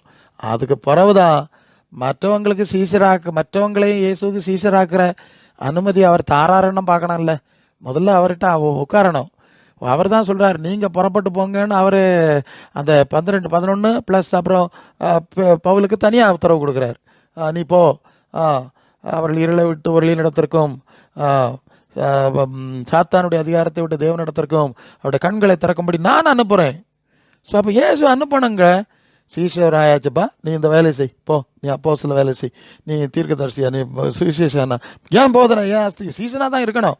சீசனாகிய அப்போஸ்தலன், சீசனாகிய தீர்க்கதரிசி, சீசனாகிய போதகர், அதுக்கு வெளியே ஒன்றுமே கிடையாது. எல்லாத்துக்கும் சீசத்துவம் பேஸ்மெண்ட்டு. அப்படி செய்யணும். அவர் அடுத்தது அனுப்பணும். அதுவரை அவருக்கு பாதத்தில் காத்திருக்கணும். காத்துட்டு அவர் சொல்கிறத செய்யணும். நான் கட்டளை இட்டபடி செய்யணும். அவர் சொல்லுறதை செய்யாமல், அவருடைய சீஷத்துவத்தில் செய்யாமல், அவருடைய அனுமதி இல்லாமல், அவர்கிட்ட காத்திருக்காமல், தான் தோண்டித்தனமாக உனக்கு தோணுற மாதிரி நீ போனீங்கன்னா உங்களோட நான் வர முடியாதுப்பா. நீ போ, உனக்கு தோண மாதிரி நீ என்ன ஆராதிக்கலாம், சிலுவை வச்சிருக்கலாம், பைபிள் வச்சிருக்கலாம், உங்கூட நான் வர முடியாது. அதனால தான் பல வேளை நம்முடைய ஊழிய சம்பந்தமான காரியங்கள் ரொம்ப தெளிவாக இருக்கணும். அதான் அந்த அடிக்கடி நான் சொல்கிறது உண்டு. என்னுடைய நண்பர்களுக்கு நான் சொல்லுவேன், அடிக்கடி சொல்லுவேன், நம்முடைய அஸ்திவாரத்தை சரிப்படுத்தணும். நான் உலகத்தை எல்லாம் கலைச்சி ஆள் பிடிக்க போகிறேன், ஆமாம், பிள்ளை பிடிக்காரம் போகிற மாதிரி ஆள் பிடிக்க போகிறேன், ஆமாம், மனிதரை பிடிக்கிறாக்குவேன்னு சொல்லியிருக்காரு, பிடிக்க போகிறேன்னா அதெல்லாம் போகலாம். உட்காந்து அஸ்திவாரத்தை சரி பண்ணு. இயேசுவோடு இருக்கிறியா? அப்போஸ் ஆமாம், பிதாவோட குமாரனோட ஐக்கியமா, நம்ம காரியம் எப்படி இருக்கிறதா, நம்ம அதை கொஞ்சம் சிந்திக்கணும். உட்காந்து அதில் நிறைய விஷயம் சரிப்படுத்தணும். கர்த்தர் பேசணும். நான் அழைத்த ஊழியத்துக்கு பவுலையும் பர்னபாவையும் பிரித்து விடுங்கள்னு பேசினார்ல, இது மாதிரி இந்த வேலையை செய்யுங்க, நான் கூட இருப்பேன், இந்த மாதிரி செய்யுங்க, நான் கூட இருக்கிறேன். அவர் பேசக்கூடிய அனுபவம் வேணும். எப்படி பேசுவார்? அவர் சொன்ன அவருக்கு சுவிசேஷத்தில் இல்லையே, அவருடைய சீசத்துவத்தில் இல்லையே, அப்புறம் எப்படி உங்கள்கிட்ட பேச முடியும்? நீங்கள் அவரை ஆராய்ச்சி அவர் சொன்னால் அதெல்லாம் செஞ்சு ஏமாத்துறத போடா உன் பாட்டுக்கு போயிட்டே இரு அவர் சொல்லிட்டு பேசாமல் இருந்துருவார். ஆக நாம் எல்லாருக்கும் இயேசுவின் மேலே அன்பு உண்டு, மரியாதை உண்டு, பற்று உண்டு, பாசம் உண்டு. அப்போ அதை முறையாக செய்யணுங்கிறதா இப்போ பிரச்சனை. நீங்கள் இந்த கள்ளமரெல்லாம் பின்பற்றினால தானே பிரச்சனை. அவருக்கு பாகத்தில் உட்காந்து அவர் எல்லாம் சொல்லி தருவார். ஓ அப்படியா, சரி சரி, அவரோடு நடந்து தான் அவருக்கு சீசத்துவ வேலை செய்ய முடியும். இல்லாமல் செய்ய முடியாது, தோல்வி அடைஞ்சு போயிடும். அவருடைய உதவி நமக்கு கிடையாது. அதனால் சிலர் நாங்கள் செபிக்கிறோம். என்னத்தை செபிக்கிறா நீ? உனக்கு சொன்னாதான் நீ செய்ய மாட்டேங்கிற. நான் ஒன்று சொன்னால் நீ வேற ஒன்று செய்கிற. இது இப்படி நடனா நீ அப்படி நடக்குங்கிற. எனக்கு பாரம்பரியம் மரபு இப்படி தாங்கிற. பின்ன எதுக்கு யார்கிட்ட நீ செபிக்க போறா? உனக்கு செப எனக்கு என்னத்துக்குன்னு கேட்பாரா கேட்க மாட்டாரா? நான் சொன்னதை செய்யுமல், என் மாதிரியில் பின்னாலவா, அதுக்கப்புறம் என்கிட்ட பேசு, நான் கேட்குறேன், நீ சொல்கிறத நான் கேட்குறேன். அதுவரை நீ சொல்கிறத கேட்குறதுக்கு நான் யார்? நீ எனக்கு யார்? என் கையில் தான் நீ இல்லையே. இதான் பிரச்சனை. ஸ்ரீசத்துவங்கிற வட்டத்துக்குள்ளே இல்லாதவங்க செபிக்கிறாங்களாம். பெரிய செபக்கூட்டமா, ராத்திரி ஜபம், பகல ஜபம், பல வித ஜபம். ஓ இயேசுநாதர் இழுத்து சட்டையெல்லாம் கிழிச்சிருவாங்களாம் இப்போ. ஆமாம் ஆமாம், அந்த அளவு இது நடக்குதான். என்னது நாடகம்? இந்த கள்ள மோசடி மார்க்கத்தில், மோசடி நாடகத்தில் சிக்கப்படாது. சிக்கிக்கிட்டு இயேசுநாதர் கூட அவர் வேறன்னு நினச்சிட்டு எங்கே போய் பாஞ்சோன்னா கல்லறை கிடைக்கும். அப்புறம் தேவனுடைய உதவியும் கிடைக்காம போயிடும். அப்போஸ்தலர்லாம் தேவ நடத்தல் படி செஞ்சு போன பிறவே பெரிய கஷ்டங்கள் எல்லாம் சந்திச்சிருக்காங்க, நம்ம பார்த்துருக்கோம். ஆண்டவர் அதுலேருந்து அற்புதம் செஞ்சு அவங்களை விடுவிச்சார், கொண்டு வந்தாருங்கிற சம்பவம்லாம் பார்க்குறோம். சில சந்தர்ப்பத்தில் அறிவீனமாக நம்ம நடந்துருவோம், ஆண்டவர் நம்ம மன்னிச்சு நடத்தியிருப்பார், அதை நம்ம பார்த்துருக்கோம், இல்லைன்னு சொல்லலை. ஆனால் நமக்கு இயேசுவின் சீஷத்துவத்தில் நடக்கிற ஆசையும் தெளிவாக இருக்கணும். அதைத்தான் சொல்லுகிறோம். எல்லாரும் 100க்கு 100 தெரிஞ்சுட்டு நம்ம ஒன்றும் செய்யலை. எவ்வளோ அறியாமல் கடந்து வந்துடும், ஆண்டவர் எல்லாம் உதவி செஞ்சார். ஆனால் இப்பொழுதோ அது ஒரு வசனம் சொல்லுவான்ல, அறியாமல் உள்ள காலங்களில் தேவன் காணாத உறப்பில் இருந்தார். இப்பொழுதோ எல்லாரும் மனம் திரும்ப வேண்டும் என்று கட்டளை இடுகிறார் இல்லையா? கையில் எழுதி தந்தான் இல்லடா, இதை ஏண்டா துறப்பட்டா, எங்கே போறா நீ, இதை செய் அப்படின்னு நம்மோட பேசி கொண்டிருக்கிறார். ஆகவே இயேசுவின் சீஷத்துவத்தை புரிந்து கொண்டு அதற்குள்ளே நடப்பதற்கு நாம் பிரயாசப்படுவோம். பிறகு மற்றவர்களுக்கு சீஷராகிற வேலையை நமக்கு தகுதியை தந்து நிச்சயமாய் தேவன் தகுதிக்கேற்ப நடத்துவார். நாம் தொடர்ந்து நடக்கிறோம். அப்போது நம்முடைய பணி, சீஷத்துவ பணி வெற்றிகரமாக இருக்கும். கர்த்தர் தாமே இந்த வார்த்தைகளினாலே நம்மை ஆசீர்வதித்து தொடர்ந்து நடத்துவாராக. ஆமேன்.